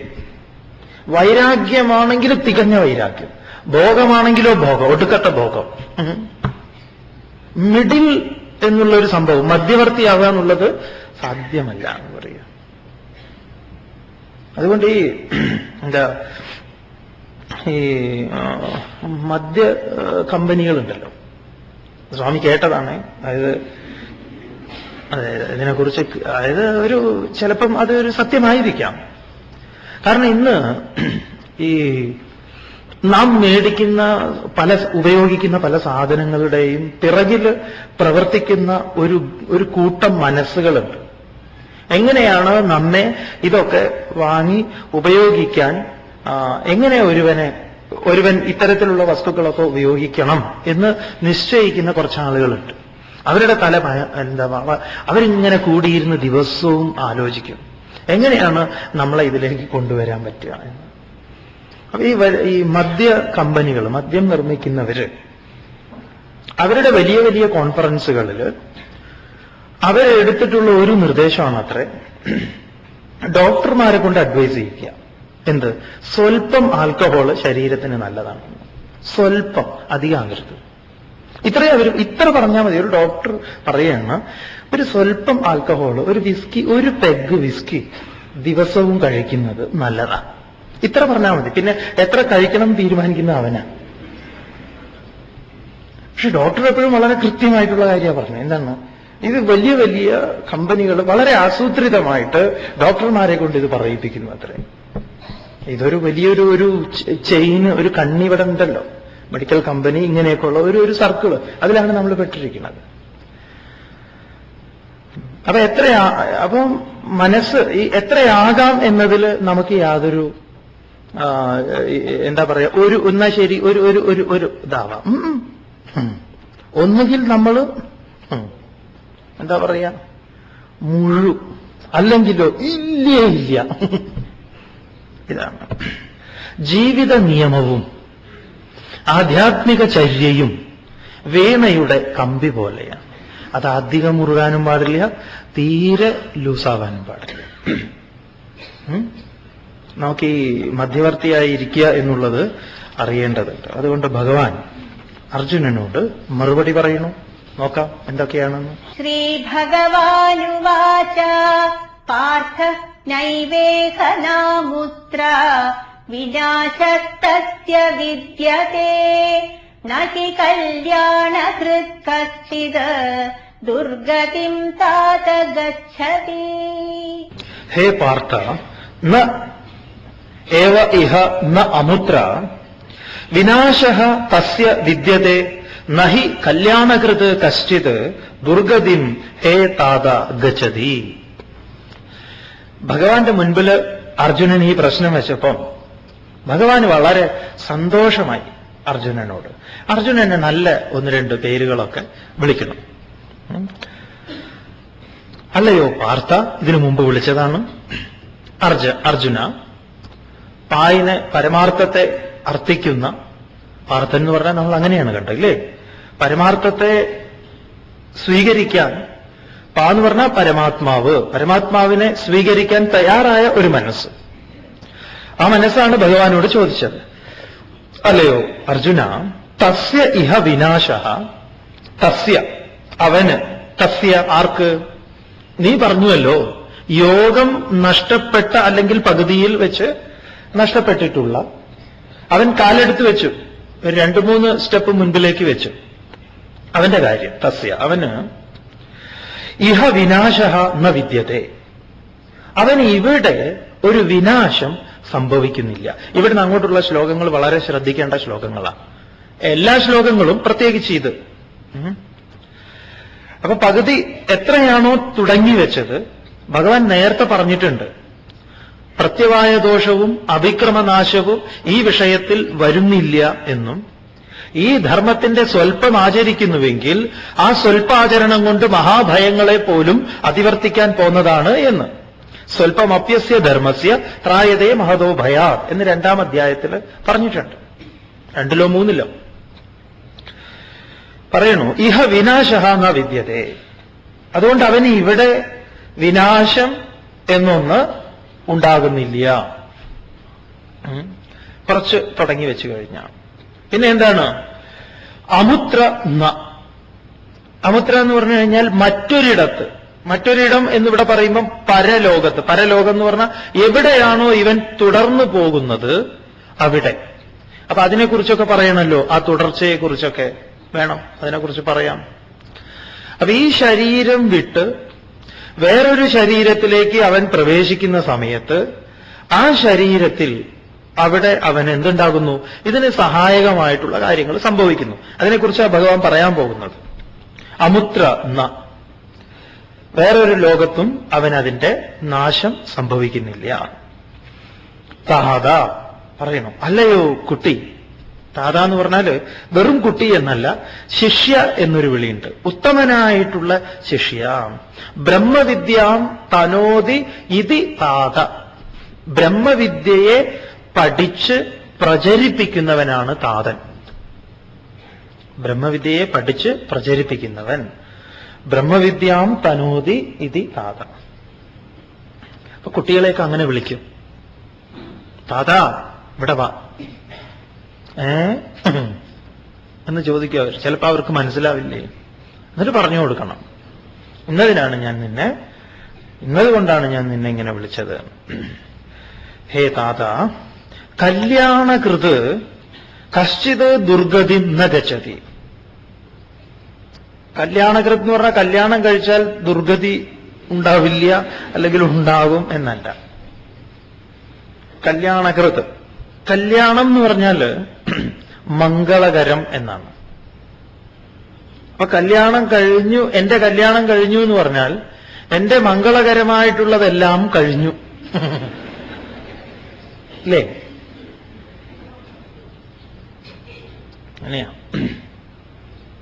ഒരിക്കലൊരു ആക്സിഡന്റ് സംഭവിച്ചു. അപ്പൊ ആക്സിഡന്റ് എന്താന്ന് വെച്ച് കഴിഞ്ഞാൽ, ഒരു വണ്ടിയിൽ നിന്നൊരാൾ തെന്നി റോഡിൽ നിന്ന് മാറി അദ്ദേഹം ഒരു കുഴിയിലേക്ക് വീണു. കുഴി എന്ന് പറഞ്ഞാൽ റോഡിന്റെ ഓരത്തുള്ള ഒരു ഇതിലേക്ക് വീണു, ഒരു സ്ഥലം. അപ്പൊ അദ്ദേഹത്തിനെ രക്ഷപ്പെടുത്തുകയാണ് ആളുകൾ. വാഹനത്തോടു കൂടിയാ മറിഞ്ഞു വീണത്. അപ്പൊ രക്ഷപ്പെടുത്തുന്ന സമയത്ത് അദ്ദേഹത്തിനോട് ചോദിച്ചു, നിങ്ങളുടെ വിവാഹം കഴിഞ്ഞിട്ടുണ്ടോ? അപ്പൊ അദ്ദേഹം പറഞ്ഞു, എനിക്കൊരു ദുരന്തം ആദ്യമായിട്ടാണ് സംഭവിക്കുന്നതെന്ന്. മനസ്സിലായില്ല? എന്റെ ജീവിതത്തിൽ ആദ്യത്തെ ദുരന്തം ഇതാണ്, വേറെ ഒരു ദുരന്തവും എനിക്ക് സംഭവിച്ചിട്ടില്ല. ഇതിനു മുമ്പ് ഒരു ആക്സിഡന്റ് ഉണ്ടായിട്ടില്ല എന്ന് പറഞ്ഞു. അപ്പൊ അങ്ങനെ തമാശയാണ് അതൊക്കെ. കല്യാണം എന്ന് പറഞ്ഞു കഴിഞ്ഞാൽ മംഗളകരം, വിവാഹം എന്ന് പറഞ്ഞാൽ അത് അത്യുദാത്തമായതാണ്, ശ്രേഷ്ഠമായിട്ടുള്ളതാണ്. അതിനെക്കുറിച്ചൊക്കെ എങ്ങനെയാണ് വിധിയാവണ്ണം ആ കർമ്മത്തിലേക്കൊക്കെ പ്രവേശിക്കേണ്ടത്, തുടർന്നുള്ള ജീവിതം ഏത് വിധത്തിലായിരിക്കണം എന്നതിനെക്കുറിച്ചൊക്കെ ഭാരതത്തിന് തനതായ ഒരു എന്താ പറയാ നിർദ്ദേശങ്ങളും അല്ലെങ്കിൽ ഒരുപാട് കാര്യങ്ങളും പറഞ്ഞിട്ടുണ്ട് എന്ന് പറയാം. അല്ലാതെ കല്യാണം കഴിക്കാതിരിക്കുന്നത്, വിവാഹം ചെയ്യാതിരിക്കുന്നതാണ് ശ്രേഷ്ഠത എന്നൊന്നുമില്ല. എന്തായാലും കല്യാണകൃത് എന്ന് പറഞ്ഞാൽ ശുഭകർമ്മം ചെയ്യുന്ന. ഇനി കല്യാണം എന്ന് പറഞ്ഞു കഴിഞ്ഞാൽ വേറൊരു നല്ല രസകരമായിട്ടുള്ള നിരുക്തത്തിലേക്ക് പോയി കഴിഞ്ഞാൽ അതിന് നല്ലൊരു എന്താ പറയാ അർത്ഥം കിട്ടും. എന്താണത്? കാല്യേ പ്രാതഃ അന്യതേ ശഭ്യതേ ഇതി കല്യാണഃ.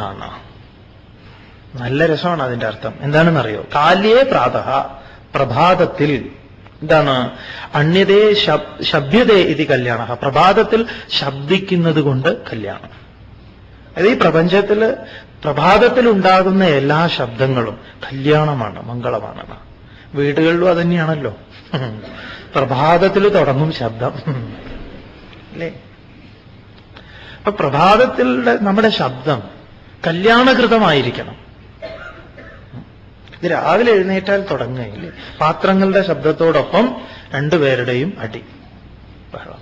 അത് കേട്ടിട്ടാണ് കുട്ടികൾ എഴുന്നേക്കുന്നതും കുട്ടികൾ പഠിക്കുന്നതും ഒക്കെ. അപ്പൊ എല്ലാ തരത്തിലുള്ള മംഗളത്തെയും കൊണ്ടുപോകുന്നതാണ്. അതുകൊണ്ടാണ് അതിന് കല്യാണം എന്ന് പറഞ്ഞത്. കല്യാണകൃത്, കൃത് എന്ന് പറഞ്ഞാൽ ചെയ്യപ്പെട്ടിട്ടുള്ള, ശുഭകർമ്മം ചെയ്ത. അപ്പൊ ഇതൊരു കല്യാണമാണ്. ഏത്? ഈ ജ്ഞാനയജ്ഞം കല്യാണമാണ്. അപ്പൊ ഈ കല്യാണം ചെയ്തിട്ടുള്ള കശ്ചിത്, ഒരുവനും, ദുർഗതിം, ദുർഗതി ഒരു യാതന അനുഭവിക്കേണ്ടുന്ന ഒരു അവസ്ഥാവിശേഷം ന ഗച്ഛതി, അവൻ പ്രാപിക്കേണ്ടി വരുന്നില്ല. അവനൊരിക്കലും അത്തരത്തിലൊരു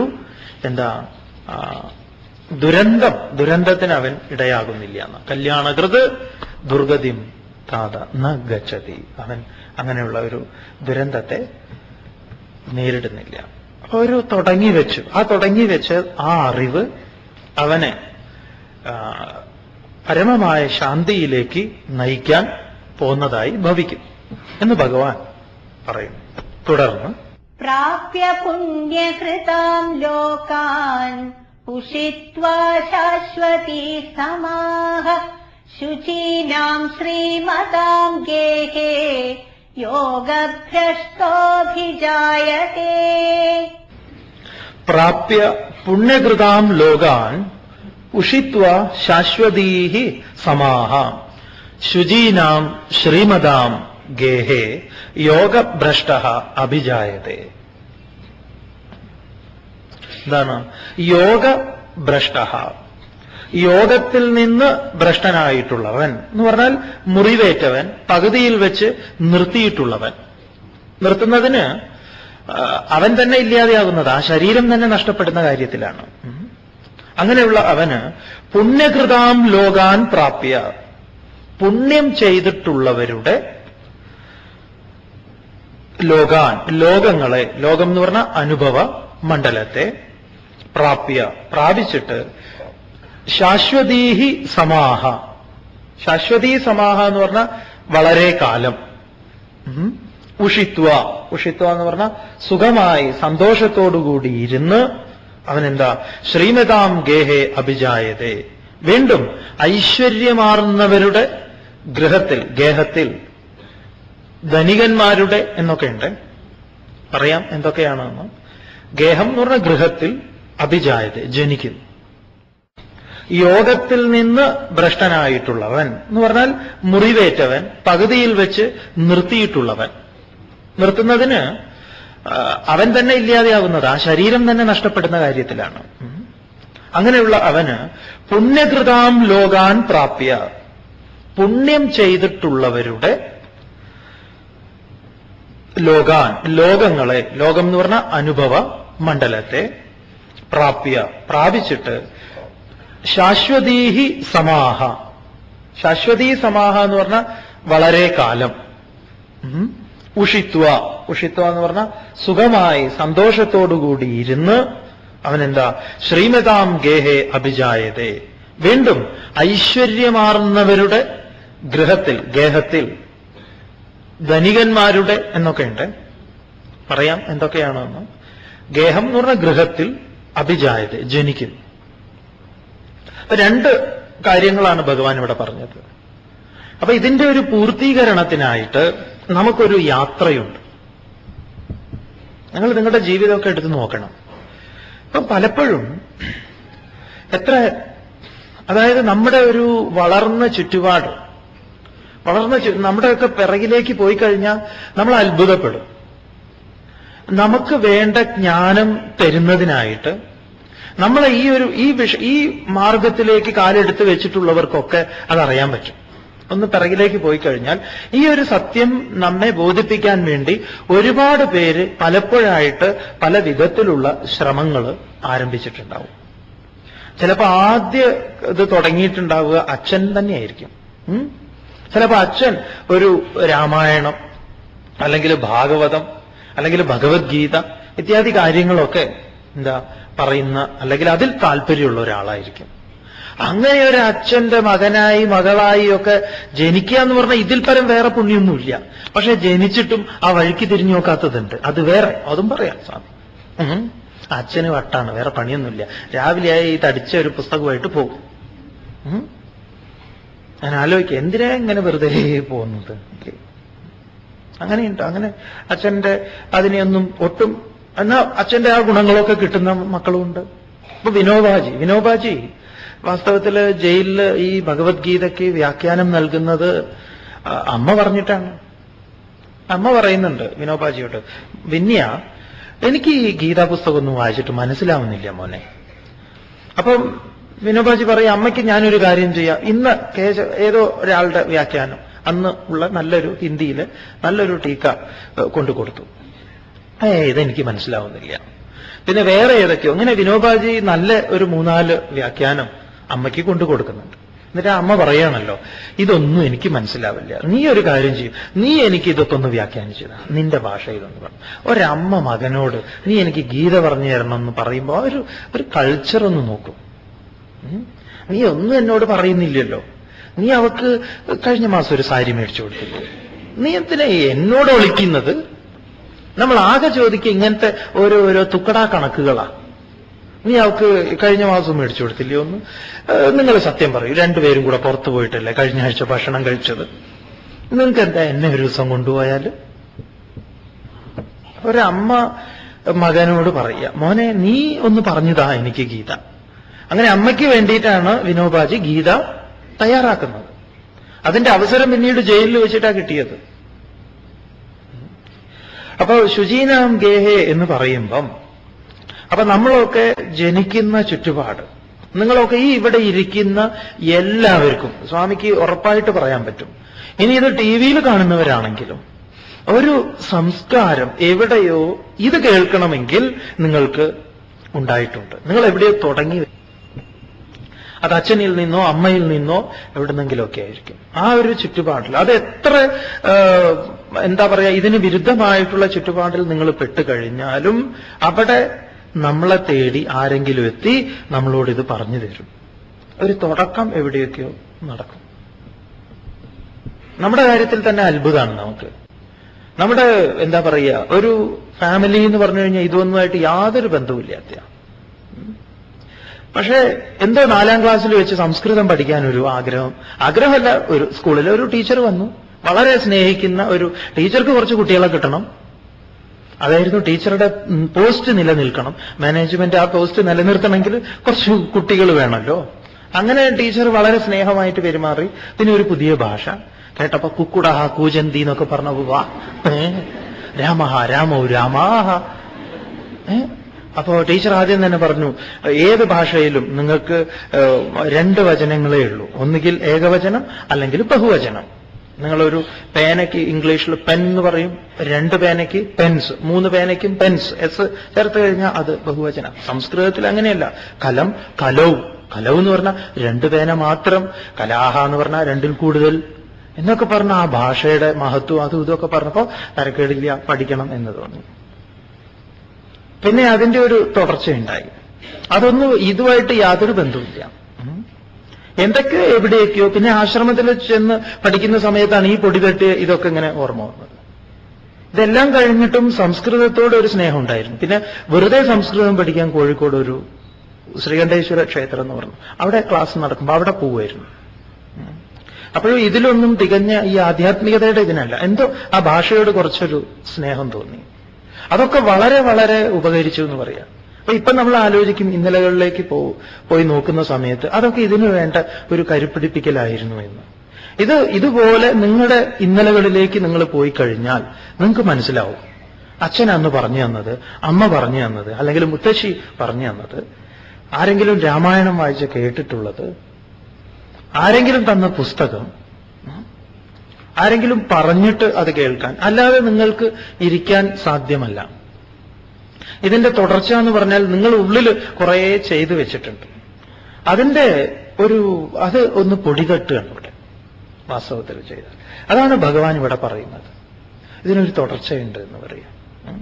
ഈ ഒരു വിഷയത്തിൽ ഒരുപാട് ഗഹനങ്ങളായിട്ടുള്ള പരീക്ഷണങ്ങളും നിരീക്ഷണങ്ങളും ഇപ്പോഴും നടന്നുകൊണ്ടിരിക്കുന്നു. അപ്പൊ നമ്മുടെ അതാണ് സ്വാമി കഴിഞ്ഞ ഏതോ ഒരു ക്ലാസ്സിൽ പറഞ്ഞത്, നിങ്ങൾ ഇനിയും അതിനെ ഒന്ന് നിരീക്ഷിക്കുക. നാം ഉറങ്ങുന്ന സമയത്ത് ഏത് ചിന്തയുമായാണ് നാം ഉറങ്ങുന്നത്? ഉറങ്ങാൻ പോകുന്നതിന് തൊട്ടു മുൻപ് ഏതൊരു ചിന്തയുമായി താതാത്മ്യം പ്രാപിച്ചുകൊണ്ടാണ് നാം ഉറങ്ങിയിട്ടുള്ളത്? പ്രഭാതത്തിൽ ഉണരുന്ന സമയത്ത് അതേ ചിന്തയോട് കൂടിയിട്ട് തന്നെയായിരിക്കും ഉണരുക. ഈ കാലയളവില് എവിടെയായിരുന്നു ഈ ചിന്ത അന്തർലീനമായത്? അതാണ് സൂക്ഷ്മ ശരീരം. അപ്പൊ ഈ സൂക്ഷ്മ ശരീരം, സ്ഥൂല ശരീരം നശിച്ചാലും സൂക്ഷ്മ ശരീരം അടുത്ത ഒരു ശരീരത്തെ പ്രാപിക്കുന്നതിന്റെ ഇടയിലൊരു കാലയളവൊക്കെ ഉണ്ട്. ഇതിനെക്കുറിച്ചൊക്കെ എന്താ പറയാ, വേദാന്തത്തിൽ കുറെ കാര്യങ്ങൾ പറയുന്നുണ്ട്.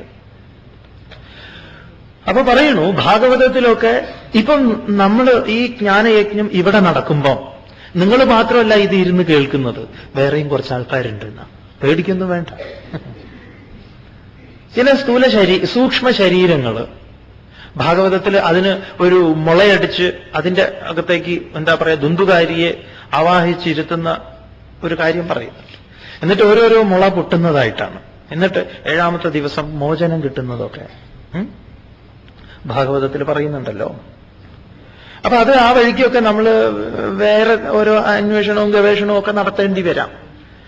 ഇനി ഇതൊരു തരത്തിൽ, അതായത് സ്ഥൂല ശരീരത്തിന്റെ പതനത്തിന് ശേഷം ഈ ഒരു സംസ്കാരം ഉൾക്കൊണ്ടുകൊണ്ട് ഈ ശരീരത്തിന് വീണ്ടും യാത്ര ഉണ്ടെങ്കിൽ ആ യാത്രയിൽ, തുടർന്നുള്ള യാത്രയിൽ ഈ നേടുന്നത് സഹായകമായി ഭവിക്കുന്ന. അപ്പൊ ഈ ശരീരത്തിന്റെ ഒരു അവസാനം ഉണ്ടല്ലോ, അതെപ്പോഴാണ്? അതായത് ഈ ഇപ്പം നമ്മുടെ ശാസ്ത്രത്തിൽ പറയുന്നത് നമ്മൾ പൂർണ്ണരാണ്. പക്ഷേ നമുക്ക് ഈ ജന്മം കിട്ടുന്നതോടുകൂടി നമ്മുടെ വളരെ ശ്രദ്ധിച്ച് മനസ്സിലാക്കൂ നിങ്ങൾ, നമ്മുടെ ഒരു അംശം മാത്രമേ പ്രകടമാകുന്നുള്ളൂ. കേവലം ഭാഗികമായിട്ടാണ് നാം പ്രകടമാകുന്നത്. ഈ ഭാഗികമായിട്ടുള്ള പ്രകടനം നമ്മെ സംബന്ധിച്ച് അങ്ങേയറ്റം അസ്വാതന്ത്ര്യത്തെ നാം അനുഭവിക്കുന്നു. നമ്മൾ സ്വതന്ത്രരാകുന്നില്ല. അതായത് ഒരു ഉദാഹരണം വെക്കുകയാണെങ്കിൽ, നമ്മുടെ ശരീരത്തെ പൂർണ്ണമായി കെട്ടിവരിഞ്ഞിരിക്കുന്നു. പൂർണ്ണമായിട്ട് ശരീരത്തെ മുഴുവൻ കെട്ടിവരിഞ്ഞിട്ട് ഒരു ചെറുവിരൽ മാത്രം സ്വതന്ത്രമാക്കിയിരിക്കുന്ന ഒരവസ്ഥ ഒന്ന് ആലോചിക്കൂ. ഈ ചെറുവിരൽ മാത്രം ഇങ്ങനെ ഇളക്കാൻ പറ്റും, ബാക്കി മുഴുവൻ എന്താണ്? കെട്ടിവരിഞ്ഞിട്ടിരിക്കുക. അപ്പൊ ഈ കെട്ടിവരിഞ്ഞ ഈ കെട്ടിൽ നിന്ന് നമുക്ക് പൂർണ്ണമായ മോചനം വേണം. ഇപ്പൊ കിട്ടിയിരിക്കുന്നത് എന്താ? ഈ ഒരു ചെറുവിരലിന്റെ സ്വാതന്ത്ര്യമാണ്. ഇതിനെയും കൂടെ നമുക്ക് എന്താണ് ഇതിൽ നിന്നും മോചിതനാകേണ്ടതുണ്ട്. അതുകൊണ്ട് നാം മോചനത്തെ എപ്പോഴും ആഗ്രഹിക്കുന്നു. നാം സ്വാതന്ത്ര്യത്തെ നിരന്തരം ആഗ്രഹിക്കുന്നു. നമുക്ക് എല്ലായിടത്തും പോകണമെന്നുണ്ട്, എല്ലായിടത്തും നമ്മൾ ഇരിക്കണമെന്നുണ്ട്. നിങ്ങളുടെ ഫോട്ടോ എല്ലായിടത്തും വരണം നിങ്ങൾക്ക് ആഗ്രഹമില്ലയോ? അല്ലേ? നാളെ നിങ്ങളുടെ ഫോട്ടോ പത്രത്തിൽ വരുന്നു എന്നിരിക്കട്ടെ, 50-ാം ദിവസം എന്നൊക്കെ പറഞ്ഞിട്ട് ഇരിക്കട്ടെ. അപ്പൊ നിങ്ങളത് നോക്കും, വാ ഇല്ലേ? എന്നിട്ട് നമ്മൾ പറയും, ഇതാ ഞാനിതാ എന്ന് പറഞ്ഞിട്ട് നമ്മളെ കാണിക്കും. അപ്പോഴോ നമ്മുടെ നേരെ മുൻപിൽ ഇരിക്കുന്ന ആളുടെ തല കാരണം നമ്മുടെ മുഖം ഒന്നും കാണാനില്ല. അതെ, ഒട്ടുമില്ല എന്ന് പറയാം. പിന്നെ ഉള്ളതെന്താണ്? ഒരംശം, ഒരു പൊടി. ആ പൊടി കാണിച്ചിട്ട് പറയാം, ഇതാണ് ഞാൻ. അയാൾ ഇരിക്കുന്നത് കൊണ്ട് എന്നെ കണ്ടില്ല എന്ന് പറയാം, ഇതാണ് ഞാൻ. ഇനി നമ്മൾ ആ ചിത്രത്തിലേ ഇല്ല, പക്ഷെ നമ്മൾ ഏകദേശം ഇരിക്കുന്നത് കാണിച്ചിട്ട് അടുത്ത കോളത്തിൽ കാണിച്ചിട്ട് പറയാം, ഞാനിതാ ഇവിടെ ഇരുന്നത്. അടുത്ത കോളത്തിൽ ചരമക്കോളം അല്ലെങ്കിൽ അങ്ങനെ എന്തെങ്കിലും ഇരിക്കും. എന്നാലും നമ്മൾ പറയും, ഇതാ ഞാൻ ഇവിടെ ഉണ്ടായിരുന്നു. ഇല്ലേ?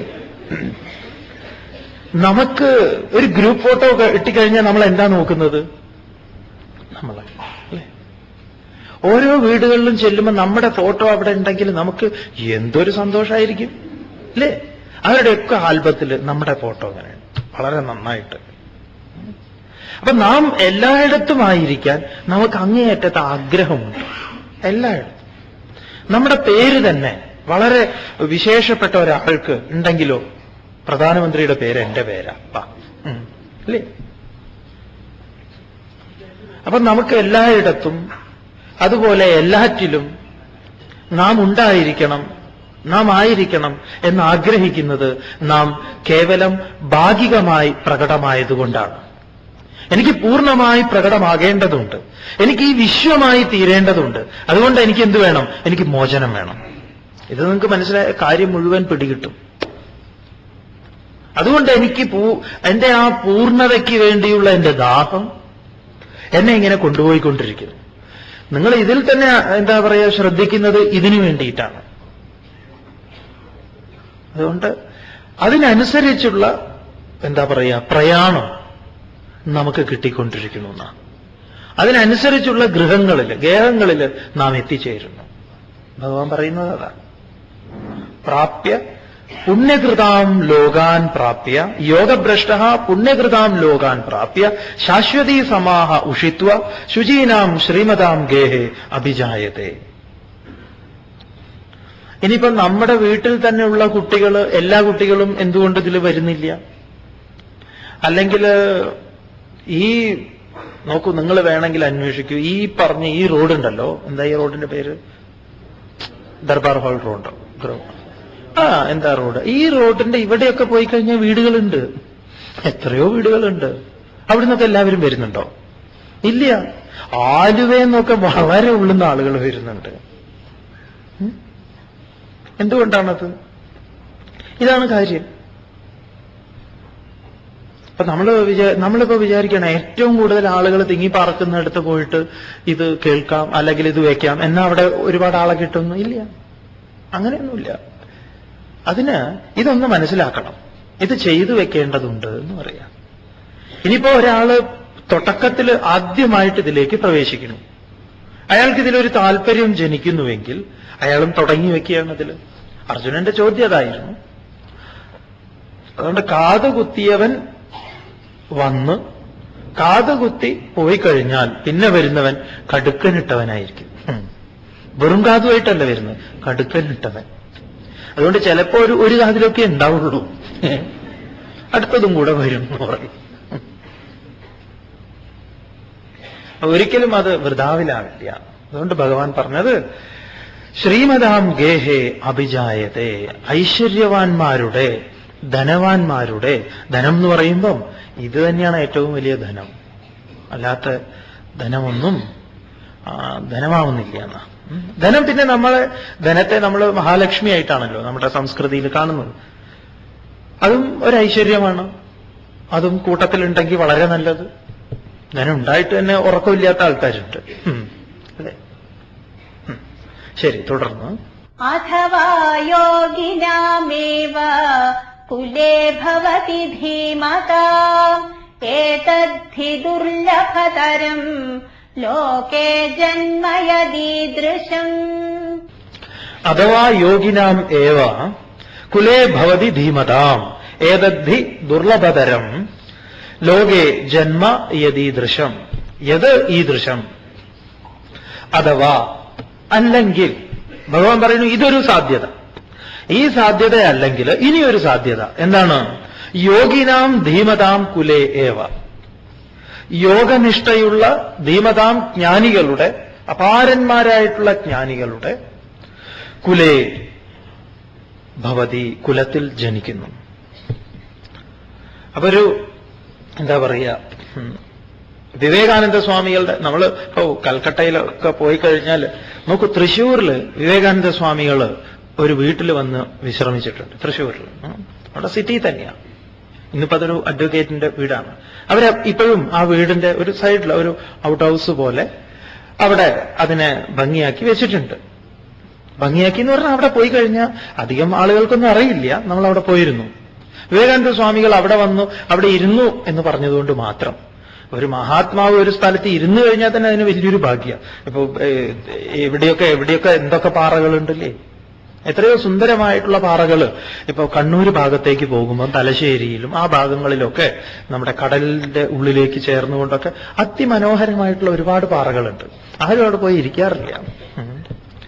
പക്ഷെ വിവേകാനന്ദ പാറ എന്ന പേരിൽ കന്യാകുമാരിയിൽ എന്തുകൊണ്ട് ആ പാറയ്ക്ക് ഇത്ര പ്രാധാന്യം? സ്വാമിജി അവിടെ പോയി ഇരുന്നു. ഒരു മഹാത്മാവിന്റെ സാന്നിധ്യം പാറയെ പോലും പരിചിതമാക്കുന്ന, പിന്നീട് ആളുകൾ വന്ന് അവിടെ ഇരിക്കാൻ തയ്യാറാവും.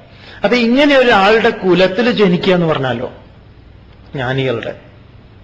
അപ്പൊ നമുക്ക് അറിയാം, ഈ എറണാകുളത്തും അതുപോലെ തൃശ്ശൂർ അവിടെ ഇവിടെയൊക്കെ ചിന്മയാൻ സ്വാമികളുടെ എന്തെങ്കിലും ഒരു ബന്ധം, അമ്മാമന്റെ അമ്മായിയുടെ ചാച്ചന്റെ പെങ്ങളുടെ മരുമകന്റെ കുട്ടിയുടെ വല്യാപ്പയുടെ മോന്റെ മോളുടെ മരുമകന്റെ കുട്ടിയുടെ ഇതാണ് എന്നൊക്കെ പറഞ്ഞ് അങ്ങനെ തന്നെ അവർക്ക് വലിയൊരു അഭിമാനമാണ്. ഓ, ഞങ്ങളൊക്കെ അല്ലേ, ഞങ്ങൾ ഭൂതാമ്പള്ളിക്കാരാണ്.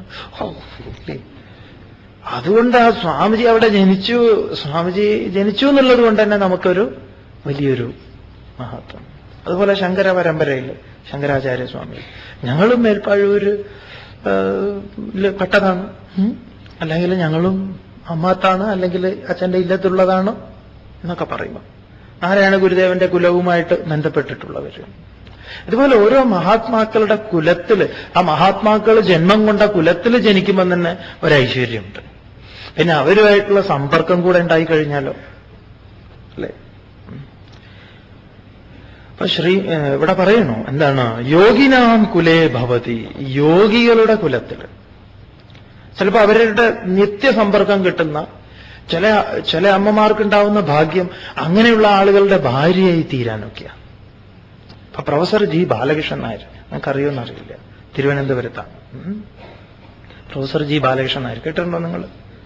ഇന്ന് ജീവിച്ചിരിക്കുന്ന ഒരു മഹാജ്ഞാനി, ഒരു ബ്രഹ്മനിഷ്ഠൻ, ഒരു ഇളക്കവുമില്ലാതെ എന്ത് സംശയവും നിങ്ങൾ പോയി ഇരുന്നാൽ തീരും. അദ്ദേഹത്തിന്റെ അടുത്തിരുന്നാൽ ഗൃഹസ്ഥനാണ്, ഗൃഹസ്ഥാശ്രമിയാണ്. അദ്ദേഹത്തിന്റെയൊക്കെ ഭാര്യയായി ജനിച്ച ആ അമ്മയുടെയൊക്കെ ഭാഗ്യം എത്രയായിരിക്കും അല്ലേ? അവരാണെങ്കിൽ ഇതിൽ അതീവ ശ്രദ്ധയുള്ളവരാ. അദ്ദേഹം തന്നെ പറയുന്നുണ്ട്, ഒരു പ്രേമ വിവാഹമായിരുന്നു. അങ്ങനെ ഒരു മഹാത്മാവിനെ പ്രേമിക്കണം എന്നുണ്ടെങ്കിൽ തന്നെ അല്ലേ എത്രയോ കുരങ്ങന്മാരെ നമ്മൾ പ്രേമിക്കും ഇല്ലേ? അല്ല, അത് തന്നെ നോക്കണം. ഭഗവാൻ ഇന്ന് ഗീത വ്യാഖ്യാനിക്കുകയാണെങ്കിൽ അതൊക്കെ പറഞ്ഞു തന്നെ.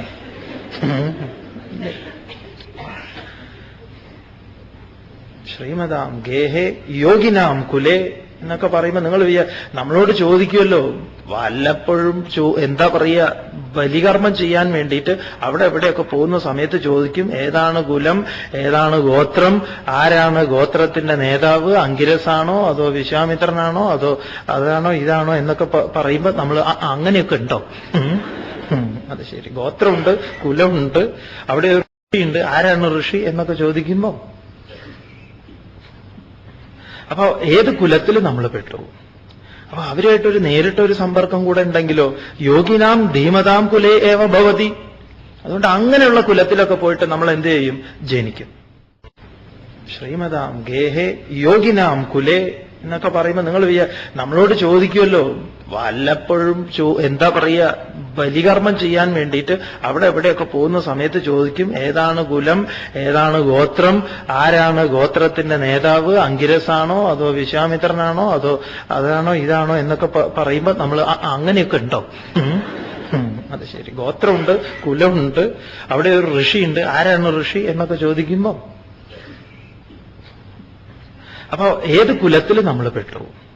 അപ്പൊ അവരായിട്ടൊരു നേരിട്ടൊരു സമ്പർക്കം കൂടെ ഉണ്ടെങ്കിലോ, യോഗിനാം ധീമതാം കുലേ ഏവ ഭവതി. അതുകൊണ്ട് അങ്ങനെയുള്ള കുലത്തിലൊക്കെ പോയിട്ട് നമ്മൾ എന്ത് ചെയ്യും? ജനിക്കും. അപ്പൊ ഇതിന്റെയൊക്കെ തുടക്കം ചിലപ്പം എന്താ പറയുക, അതുകൊണ്ട് ശങ്കരാചാര്യരുടെയൊക്കെ ജീവിതം നോക്കും. ശങ്കരാചാര്യർ ജനിച്ച ഉടനെ ഇത് വളരെ ചെറിയ പ്രായത്തിൽ അല്ലേ, വളരെ ചെറിയ പ്രായത്തിൽ ആദ്യം തന്നെ ശങ്കരാചാര്യസ്വാമികളെ പരീക്ഷിക്കാൻ എന്നവണ്ണാണ് സഹസ്രനാമം എടുത്തു കൊടുക്കുന്നത്. ഒന്ന് വ്യാഖ്യാനിക്കോ, കേൾക്കട്ടെ. ഇവൻ പറഞ്ഞത് ഉപനിഷത്തിന് ഭാഷ്യം രചിക്കണം എന്നാണ്. ചെറിയ കുട്ടി പോയിട്ട് അച്ഛനോട് ഇങ്ങനെ, അല്ല അച്ഛനോട് നല്ല ഒരാളോട് ഇങ്ങനെയൊക്കെ പറഞ്ഞു കഴിഞ്ഞാൽ അല്ലേ, ഒരു ചെറിയൊരു പയ്യൻ വന്നിട്ട് ഒരു എന്താ പറയുക, ഇപ്പം നമുക്ക് പറഞ്ഞാൽ മനസ്സിലാവുന്ന ഒരു ഭാഷയിൽ, അതായത് ഈ പ്ലാനൊക്കെ വരയ്ക്കുന്ന ഒരു എഞ്ചിനീയർ, ഒരു സൈറ്റ് എഞ്ചിനീയറുടെ ഓഫീസിൽ വന്നിട്ട് പറയാ, എനിക്കൊരു 10 ഏക്കർ സ്ഥലത്ത് ഒരു വലിയ വീട് വെക്കണം എന്ന് ആഗ്രഹമുണ്ട്. അയാൾ ചോദിക്കും, എന്തോ കുഴപ്പമുണ്ട്. കാരണം ചെറിയൊരു പയ്യൻ ഇങ്ങനെയൊക്കെ ഇവനെങ്ങനെയാ വരുന്നത്? അത് ഒരിക്കലും സംഭാവ്യമല്ലാത്തൊരു കാര്യം. ശരി, ഞാൻ വരാം, വേഗം പോയിക്കോളാൻ പറയും. അതുപോലെയാണ് ചെറിയ കുട്ടി വന്നിട്ട് ഉപനിഷത്തൊക്കെ എനിക്ക് ഭാഷ്യം രചിക്കണം. ഉപനിഷത്തെന്ന് കേട്ടാ മനസ്സിലാവോ ഇവന്? ഏതായാലും ഗുരുവിന് അങ്ങനെ അങ്ങോട്ട് നിരുത്സാഹപ്പെടുത്താൻ തോന്നിയില്ല. അപ്പോഴാണ് എടുത്ത് സഹസ്രനാമം എടുത്തു കൊടുത്ത് ഇതൊന്ന് വ്യാഖ്യാനിച്ചു വരാൻ കൊടുത്തതും. ഒരു 10 മിനിറ്റ് കൊണ്ട് തന്നെ കാര്യം നടത്തിയിട്ട് വന്നിട്ടുണ്ട്. അതിലെ വിശ്വം വിഷ്ണുർവ ഷട്കാരോ എന്ന് പറഞ്ഞാണല്ലോ തുടങ്ങുന്നത്. വിശ്വം എന്ന ശബ്ദത്തെ വ്യാഖ്യാനിച്ച് കണ്ടപ്പോൾ തന്നെ ഗുരു ഞെട്ടിപ്പോയിട്ടുണ്ട്. പിന്നെ നമസ്കാരാദികൾ കൊടുത്തിട്ട് ആവാം എന്ന് പറഞ്ഞു. അപ്പൊ വരവേ അങ്ങനെയാണ്. ഒരു വരവ് നമ്മൾ കണ്ടുവല്ലോ, മോതിരായിട്ട് വന്നത്. അതുപോലെ നേരെ വിരുദ്ധമായിട്ടുള്ള വരവേ എല്ലാം കൊണ്ടാണ്. അഷ്ടാവക്രനെ പോലെ, പ്രഹ്ലാദനെ പോലെ. അപ്പൊ അങ്ങനെ ഒരു വരവ് തന്നെ ഉണ്ടാവും. അപ്പൊ അത്തരത്തിലൊരു എന്താ പറയാ, ഒരു പ്രയാണം, ഒരു യാത്ര ഭഗവാൻ ഭഗവത്ഗീതയിൽ പറയുന്നു. ഈ കേട്ടതിന് ഒരു തുടർച്ചയായി നമുക്ക് ധീമതാം കുലേ ഏവ ഭവതി, യോഗിനാം ധീമതാം കുലേ ഏവ ഭവതി ഈദൃശം ജന്മ. ഈ പ്രകാരത്തിലുള്ള ജനനം ഏതത് ലോകേ ദുർലഭതരം, ഈ ലോകത്ത് അങ്ങേയറ്റം ദുർലഭതരം. എന്തുകൊണ്ട് നമ്മൾ ഉഗാണ്ടയിലൊന്നും ജനിച്ചില്ല? പ്രത്യേകിച്ച് കേരളത്തിൽ മലയാളികളായിട്ടുള്ള നമുക്കൊക്കെ അല്ലേ, ആധ്യാത്മിക പുരുഷന്മാർക്ക് എത്ര ആധ്യാത്മിക പുരുഷന്മാർക്കാണ്, പുരുഷന്മാരെന്ന് സ്വാമി പറയുമ്പോൾ വനിതകൾ പെടില്ല എന്നില്ല, അതായത് അവർക്കൊക്കെ ജന്മം നൽകിയ, ഗർഭം ധരിച്ച അമ്മയാണ് കേരളം എന്ന് പറയാ. ഗോഡ്സ് ഓൺ കൺട്രി എന്ന് പറയുന്നത് വെറും ഒരു ടൂറിസത്തിന്റെ ഇതിൽ മാത്രമല്ല. എത്രയോ ആളുകൾ, എത്ര പേരുണ്ട് ഇവിടെ. നമ്മൾ ശങ്കരാചാര്യർക്ക് മുൻപ് എണ്ണിക്കഴിഞ്ഞാൽ തന്നെ ഉണ്ട്. പല ജ്ഞാനികളെയും ജ്ഞാനി എന്ന് പറയാൻ പോലും നമുക്കറിയാതെ നമ്മൾ ഭ്രാന്തൻ എന്നാ പറഞ്ഞത്. നാറാണത്ത് ഭ്രാന്തൻ എന്നൊക്കെ നമ്മൾ വിശേഷിപ്പിച്ചിട്ടുള്ള ആള്. അപ്പൊ നമ്മുടെ ഈ കേരളത്തിൽ ജനിച്ചു എന്നതും അതുപോലെ മറ്റ് പല ആളുകളുടെ ഒക്കെ ഒരു സമ്പർക്കം നമുക്ക് വലിയൊരു ഭാഗ്യമാണ് എന്ന് പറയാം. അപ്പൊ ആലോചിച്ച് നോക്കണം, നമ്മൾ ഇങ്ങനെയുള്ള ആളുകളെയൊക്കെ, ഇപ്പൊ ചിന്മയാനന്ദ സ്വാമികള്, അതുപോലെ മഹാത്മാക്കള്, ഒരുപാട് മഹാത്മാക്കൾ ഇവിടെ ഇതിലൂടെ കടന്നുപോയിട്ടുണ്ട്. ഒരുപാട് അവരൊക്കെ ആയിട്ട് നമ്മൾ എന്തെങ്കിലുമൊക്കെ വിധത്തിലുള്ള സമ്പർക്കം ഉണ്ടാക്കിയിട്ടുണ്ടോ? അല്ലെങ്കിൽ അവരൊക്കെ നമ്മളെ സ്വാധീനിച്ചിട്ടുണ്ടോ? അവരെയൊക്കെ കാണാൻ, കേൾക്കാൻ നമ്മൾ സമയം കണ്ടെത്തിയിട്ടുണ്ടെങ്കിൽ അതൊക്കെ ഇതിന്റെ ഫലമാണെന്ന്. അല്ലെങ്കിലോ അതിപ്പോ വീട്ടിൽ തന്നെയാണെങ്കിലും അത് ഉണ്ടാവില്ല. ഏതായാലും ഭഗവാൻ തുടർന്ന് പറയണു, ഈ കാര്യത്തെ വിശദീകരിക്കുന്നു. തത്ര സംബുദ്ധി സംയോഗം ലഭത്തെ പൗർവദേഹികം യതതേ ചതകോ ഭൂയഃ സംസിദ്ധൗ കുരു നന്ദന. തത്ര തം ബുദ്ധി സംയോഗം ലഭത്തെ പൗർവദേഹികം യതതേ ച തതഃ ഭൂയഃ സംസിദ്ധൗ ഹേ കുരുനന്ദന. ഹേ കുരുനന്ദന, അർജുന, തത്ര അതിൽ, ആ ജന്മത്തില്, നമ്മുടെ തുടർ ജന്മത്തില്, പൗർവദേഹികം പൂർവദേഹത്തിലുണ്ടായ അർജുനൻ ചോദിച്ചിട്ടുള്ള സംശയത്തിന് ഭഗവാൻ ഉത്തരം പറയുക. ഉണ്ട്, ശ്രദ്ധിക്കണം. അല്ലാതെ പുനർജന്മത്തെക്കുറിച്ച് കൂടുതൽ പറഞ്ഞുകൊണ്ടിരിക്കുക എന്നുള്ളതല്ല നമ്മുടെ ശാസ്ത്രത്തിന്റെ താല്പര്യം. ഈ ജന്മത്തിൽ തന്നെ ഈ സത്യം സാക്ഷാത്കരിക്കുക, ഇതായിരിക്കണം ഒടുക്കത്തെ ജന്മം. അതുകൊണ്ട് ഇവിടെ വെച്ച് നാം ഈ പൂർണ്ണതയെ പ്രാപിക്കേണ്ടതുണ്ട്. എന്നിട്ട് നമ്മുടെ എല്ലാ കാമനകളെയും ആഗ്രഹങ്ങളെയും ഒക്കെ പൂർത്തീകരിക്കേണ്ടതുണ്ട്, എല്ലാമായി തീരേണ്ടതുണ്ട് നമുക്ക്. തത്ര പൗർവദേഹികം, അതിൽ പൂർവദേഹത്തിലുണ്ടായ, മുൻജന്മത്തിലുണ്ടായ, മുൻപ് ചെയ്തു വെച്ചിട്ടുള്ള നല്ല രസകരമായിട്ടുള്ള ഒരു തമാശ ഈ വിഷയത്തിലുണ്ട്. അതായത് ഒരു ക്ലബിന്, arts and friends and arts sports club എന്നൊക്കെ പറഞ്ഞിട്ട് എല്ലാ നാട്ടിലും ഉണ്ടാവുമല്ലോ ഓരോരോ ചെറുപ്പക്കാര് രൂപം കൊടുക്കുന്ന സംഘടന. അപ്പൊ ഇവർക്ക് ആരെയും സ്വാമി ഇതാക്കി പറയല്ല, ഇവർക്ക് എന്തെങ്കിലുമൊക്കെ ആക്ടിവിറ്റി ഉണ്ടായിരിക്കണം.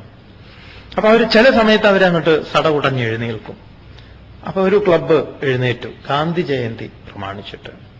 അപ്പം വ്യത്യസ്തമായ എന്തെങ്കിലുമൊക്കെ സമൂഹത്തിൽ ചെയ്തുകൊണ്ട് തങ്ങള് മറ്റുള്ളവരുടെ ശ്രദ്ധ പിടിച്ചു പറ്റുക എന്നുള്ളതാണ് അവരെ സംബന്ധിക്കുന്ന ഒരു കാര്യം. അപ്പൊ അവർക്ക് തോന്നി എന്തെങ്കിലും ഈ ഗാന്ധി ജയന്തിക്ക് നമുക്ക് ചെയ്യേണ്ടതുണ്ട്. അങ്ങനെ അവരെ ആലോചിച്ചു, നമ്മുടെ ഈ സിറ്റിയിൽ എല്ലാവരും കാണുന്ന ഒരു ഭ്രാന്തനെ പോലുള്ള ഒരാളുണ്ട്. കുളിക്കാതെ താടിയൊക്കെ നീണ്ട് കാണുന്നതേ ഒരു ആളുകൾക്കൊരു ദുശകുനമായിട്ട്, ആളെ കണ്ടു കഴിഞ്ഞാൽ അടുത്തേക്കൊന്നും പോകാൻ പറ്റില്ല, കാരണം നാറും. അങ്ങനെ ഇരിക്കുന്ന അയാളെ നമുക്ക് എന്തു ചെയ്യാം? ഒന്ന് കുളിപ്പിച്ച് കുട്ടപ്പനാക്കി ഷെയ്വ് ചെയ്ത് അയാൾക്ക് നല്ലൊരു പാന്റും ഷർട്ടും ഒക്കെ നന്നായിട്ട്, അല്ലെങ്കിൽ ഇവർ വിചാരിച്ചു ഒരു ജുബയും മുണ്ടും ഒക്കെ കൊടുക്കാം, ഒന്ന് ഉഷാറാക്കാം. എന്നിട്ട് അദ്ദേഹത്തിന് അന്ന് വൈകുന്നേരം സ്റ്റേജിൽ അദ്ദേഹത്തിന് ആദരിക്കാം. പിന്നെ വേണമെങ്കിൽ നമുക്ക് അവിടെ വെച്ച് പറയാം, അദ്ദേഹത്തിന് വേണ്ടിയിട്ട് നമുക്കൊരു കിടപ്പാടം എവിടെയെങ്കിലും ഒരു സെന്റ് എന്തെങ്കിലും മറച്ചു കെട്ടി കൊടുക്കണം. ഇപ്പൊ നമ്മുടെ ഗ്രാമത്തിൽ, ഈ സിറ്റിയിൽ എത്രയോ വർഷങ്ങളായിട്ട് ഞാൻ എന്റെ കുട്ടിക്കാലത്ത് കണ്ടുപോകുന്ന ഒരാളാണ് അദ്ദേഹം. ഇത്രയും വർഷമായി നമ്മുടെ നാട് വിട്ടുപോവാത്ത അദ്ദേഹത്തിന് എന്തെങ്കിലുമൊക്കെ ചെയ്യാൻ ഞങ്ങളുടെ ആർട്സ് ആൻഡ് സ്പോർട്സ് ക്ലബ്ബ് ഭാരവാഹികൾ തീരുമാനിച്ചിരിക്കുന്നു എന്നൊക്കെ പറഞ്ഞുകൊണ്ട് അവരങ്ങനെ അതിനെക്കുറിച്ച് ആലോചിച്ചു. അങ്ങനെ 2-ാം തീയതി അദ്ദേഹത്തിനെ കുളിപ്പിക്കാൻ തീരുമാനിച്ചു. പൈപ്പിന്റെ ചുവട്ടിൽ കൊണ്ടിരുത്തി അവരങ്ങോട്ട് തുടങ്ങി. ആദ്യം വണ്ടി സർവീസ് ചെയ്യുന്നത് കണ്ടിട്ടുണ്ടോ? അതുപോലെയായിരുന്നു, പിഷ്ക പിഷ്ക പിഷ്ക എന്നൊക്കെ ആക്കിയിട്ട് അങ്ങനെ ഇങ്ങനെ തുടങ്ങി അങ്ങോട്ട് ചളി ഒഴുകാൻ അങ്ങനെ കളാന്ന് പറഞ്ഞിട്ട്. അപ്പൊ ഇത് സോപ്പൊന്നും ഇടാൻ പറ്റില്ല, സോപ്പിനൊക്കെ വേറൊരു സോപ്പ് രൂപത്തിലായിട്ടുണ്ട്, പിടിച്ച പഴുകി കളിക്കും. അപ്പൊ സോപ്പും ചേരില്ലല്ലോ, അതുപോലെ. അങ്ങനെ ഇരിക്കെ അവർക്ക് ആർക്കോ തോന്നി, അദ്ദേഹം അങ്ങനെ നന്നായിട്ട് ഇരുന്നു കൊടുത്തു. അങ്ങനെ അവർക്ക് തോന്നി ഇതിനെങ്ങനെ എന്താ പറയാ, ഇത് പെട്ടെന്നൊന്നും പോകുന്നില്ല. അപ്പൊ അവിടെ കഴുകിക്കൊണ്ടിരിക്കുമ്പോൾ ഒരു ചിരട്ടയുടെ കഷ്ണം ഉണ്ടായിരുന്നു, അതെടുത്ത് ഇങ്ങനെ മെല്ലെ വരണ്ടാൻ തുടങ്ങിയതാണ്. അദ്ദേഹത്തിന് ഒരു വിഷമില്ല, ഒരു ഇക്കളിയോ ഒന്നുമില്ല. അദ്ദേഹം അങ്ങനെ ഇരുന്നു കൊടുത്തു.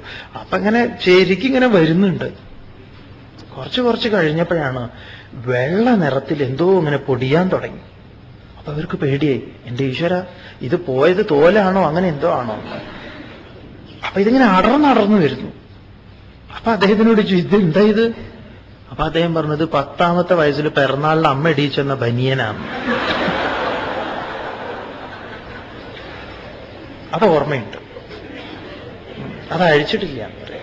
അപ്പൊ അത് ഉള്ളിൽ കിടക്കുന്നുണ്ട്, അത് പ്രകടമായി. മനസ്സിലാവുന്നുണ്ടോ? ഇവിടെ ഇട്ടുവെക്കുന്നത് പ്രകടമാകും, പ്രകടമാകാതിരിക്കില്ല. ആരെങ്കിലും ഒന്ന് എന്താ പറയാ, എന്തെങ്കിലും ഒന്ന് ചെയ്യണം, തോണ്ടണം എന്ന് പറയാം. ഈ തോണ്ടൽ, ഈ ഇക്കിളിപ്പെടുത്തലാണ്, തോണ്ടെന്ന് പറയില്ലേ, മലയാളമല്ലേ അത്? അതെ, ഈ ഇക്കിളിപ്പെടുത്തലാണ് ഗീത ഭഗവാൻ പറയുന്നത്. അങ്ങനെയുണ്ട് ഒരാള് ഒരു എന്താ ഈ മൃഗശാലയില് പോയിട്ട്, അപ്പൊ മൃഗശാലയിലെ കങ്കാരുവിന് ഭക്ഷണം കൊടുക്കുന്ന ആള് കങ്കാരു എടുത്ത് ചാടി ഒരു ഒറ്റ ഓട്ടം എങ്ങോട്ടോ ഓടിപ്പോയി. അപ്പോ അതിന്റെ വാച്ചർ അത്ഭുതപ്പെട്ടു, ഇത് എങ്ങോട്ട് പോയിരുന്നു. നോക്കുമ്പോ അവിടെ ഒരു സ്ത്രീ ഉണ്ട്. അപ്പൊ അവരോട് ചോദിച്ചു, നിങ്ങൾ എന്ത് ചെയ്തു കങ്കാരുവിനെ? ഒന്നുമില്ല, ഞാൻ വെറുതെ നിക്കിളിയാക്കിയതാണ്. അയ്യോ, എനിക്കാണല്ലോ അതിനെ പിടിക്കേണ്ട ചുമതല, നിങ്ങളൊന്ന് വേഗം എന്നെ ഇക്കിളിയാക്കും, ഞാൻ ഓർത്ത്.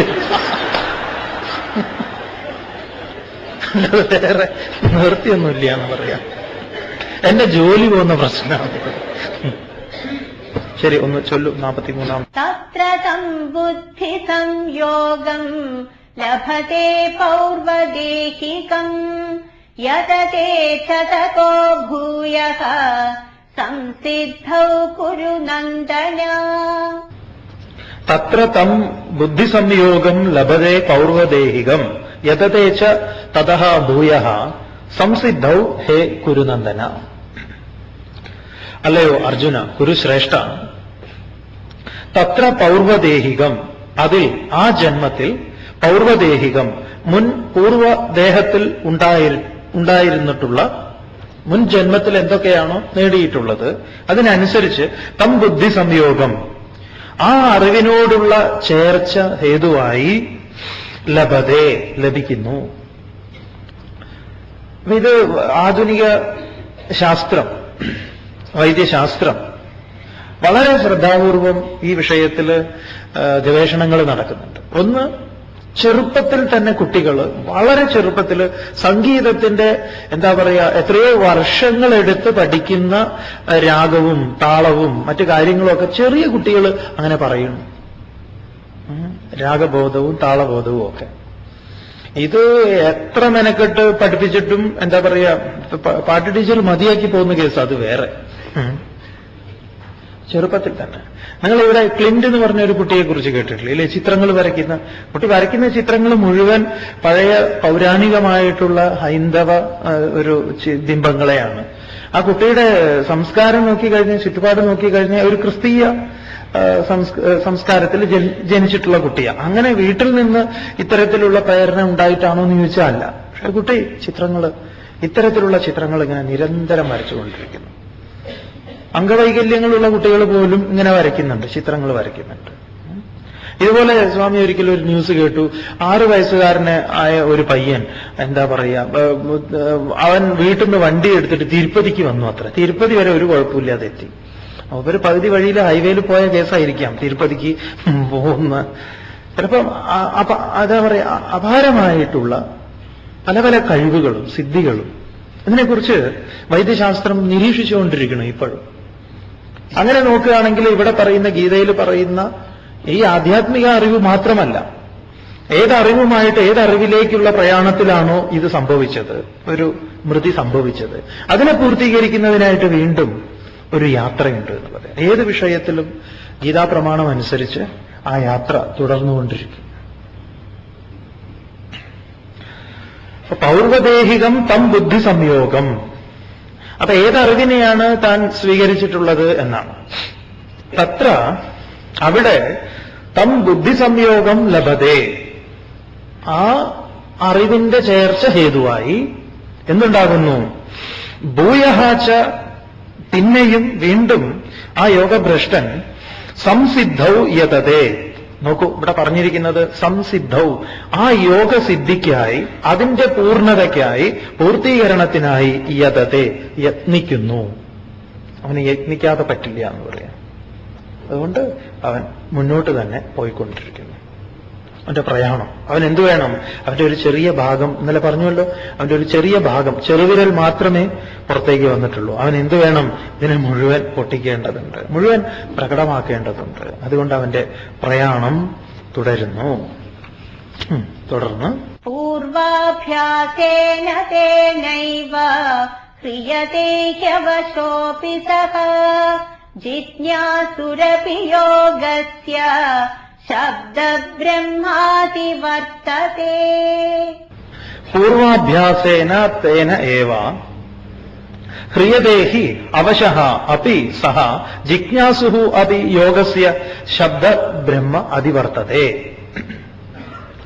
അവശഃ അപി, അവശഃ എന്ന് പറഞ്ഞാൽ അവശനാണെങ്കിലും. എങ്ങനെയാണ് അവശത? പറഞ്ഞു, കാര്യതേ ഹ്യവശകർമ്മ സർവപ്രകൃതിജൈഹി ഗുണൈഹി.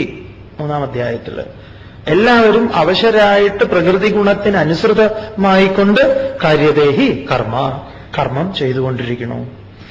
അപ്പൊ അവശഃ അപി, അവശനാണെങ്കിലും തേന പൂർവാഭ്യാസേന, ആ പൂർവജന്മത്തിലെ അഭ്യാസം ഹേതുവായി അതിങ്ങനെ തന്നെ എന്തൊക്കെയോ ഓർമ്മിപ്പിക്കും. ഈ പലർക്കും പല സ്ഥലങ്ങളിലൊക്കെ പോയി കഴിഞ്ഞാൽ ഇത് ഞാൻ വന്നിട്ടുള്ള ഒരു സ്ഥലമാണല്ലോ. ചിലപ്പോൾ വിദേശത്തൊക്കെ പോയാൽ പോലും തോന്നും, ഇവിടെ ഈ ഒരു തെരുവിൽ ഇവിടെ ഞാൻ പണ്ടിട്ട്, ചിലപ്പോൾ നിങ്ങൾ അവിടുന്നായിരിക്കും ഇങ്ങോട്ട് പോകുന്നത്, ഇവിടെ ഞാൻ വന്നു, ഇത് നല്ല പരിചയമുണ്ടല്ലോ. ചില പുതിയ പാട്ടുകൾ കേൾക്കുമ്പോൾ, ചില സംഗീതം, ചില ഇതൊക്കെ കേൾക്കുമ്പോൾ, ഓ ഇത് എവിടെയോ ഇങ്ങനെ ഒരു എന്താ പറയുക, ഇവിടെ പറയണു പൂർവാഭ്യാസേന, മുൻപ് കിട്ടിയിട്ടുള്ള ആ അഭ്യാസം. ഈ ഒരു ഉദാഹരണം ഓർത്താൽ മതി. നിങ്ങളിത് ചെയ്തു, ആരെങ്കിലും കിടന്നുറങ്ങുന്നതിന് മുൻപായിട്ട് എന്തായിരുന്നു ചിന്ത എന്ന്? ഉണർന്നു കഴിഞ്ഞപ്പോ എങ്ങനെയുണ്ട്? ആ ചിന്ത ഉണ്ടോ? ഇല്ലേ? നോക്കൂ, ഞാൻ ഒരു ചിന്തയില്ലാതെ അങ്ങോട്ട് ഉറങ്ങിപ്പോയി സ്വാമി. ഉണർന്നത് വേറെ ആരോ വിളിച്ചു. ആവട്ടെ, പരാജയപ്പെടണ്ട. എന്താ ആ പരാജയ ബോധം വേണ്ട. ആലോചിക്കൂ, വീണ്ടും ആലോചിച്ചോളൂ. ദിവസവും ശ്രമം നടത്തും. ഒരു ദിവസം നമുക്ക് മനസ്സിലാവും, ഓ ശരിയാണല്ലോ സ്വാമി പറഞ്ഞത് ശരിയാണ്, ഇന്നലെ ആ ഉറങ്ങാൻ പോയ ചിന്ത തന്നെയാണ് ഉണർന്ന സമയത്ത്. ഇതാണ് ജന്മം. ഇങ്ങനെ പോയിക്കൊണ്ടിരിക്കും. വേദാന്തത്തിന് അതിനത്ര ഊന്നൽ നൽകുന്നില്ല. എന്നാലും അതിലും വലിയ കാര്യങ്ങളാ പറയാൻ പോണം.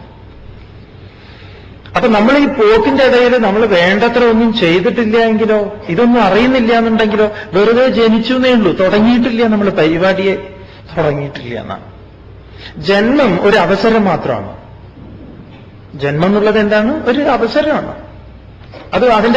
അതിനെ ഇനി ആവിഷ്കരിക്കണം, വളരേണ്ടതുണ്ട്. ഈ പ്രയാണം, ഈ സംസ്കാരം നേടേണ്ടതുണ്ട്. ഇതിവിടെ വെച്ച് നേടിയിട്ടില്ലെങ്കിലോ, ഇത് പിന്നെ എവിടെയായിരിക്കും പോയിക്കൊണ്ടിരിക്കുന്നത്? അതുകൊണ്ട് ഇതിന് വലിയൊരു യാത്രയാണ്. ഇതിങ്ങനെ പോകണം ഒരുപാട്. അത് ഇവിടെ വെച്ച് ഈ ഒരു പൂർണ്ണതയിലേക്കുള്ള വരവ്, ഇത് ഇവിടെ വെച്ചൊക്കെ ഇത് മനസ്സിലാക്കിയാലേ മനസ്സിലാവുള്ളൂ. അല്ലെങ്കിൽ നമുക്ക് തോന്നും എന്താപ്പം കുഴപ്പം എന്ന്. പൂർവാഭ്യാസം അവനെ എന്താക്കുന്നു? സഹ അവൻ ഹ്രിയതേ എന്ന് പറഞ്ഞാൽ ആ യോഗത്തിലേക്ക് അവനെ ആകർഷിക്കപ്പെടുന്നു. പൂർവാഭ്യാസമാണ് അവനെ ലോകത്തിലേക്ക്, ഈ വിഷയത്തിലേക്ക് ആകർഷിക്കപ്പെടുന്നത്. ഏത് യോഗം? പരമമായ സത്യത്തിലേക്ക്. യോഗസ്യ എന്ന് പറഞ്ഞാൽ യോഗത്തിന്റെ ജിജ്ഞാസുഹു അപി, ജിജ്ഞാസു ആയിട്ടുള്ളവൻ പോലും ശബ്ദബ്രഹ്മം എന്ന് പറയുമ്പം പല അർത്ഥങ്ങളാണ് ഈ ശബ്ദത്തിന്. വേദോക്തമായിട്ടുള്ള കർമ്മത്തെ എന്നും, ശബ്ദബ്രഹ്മം എന്ന് പറഞ്ഞാൽ വേദത്തിൽ പറയപ്പെട്ടിട്ടുള്ള കർമ്മങ്ങൾ,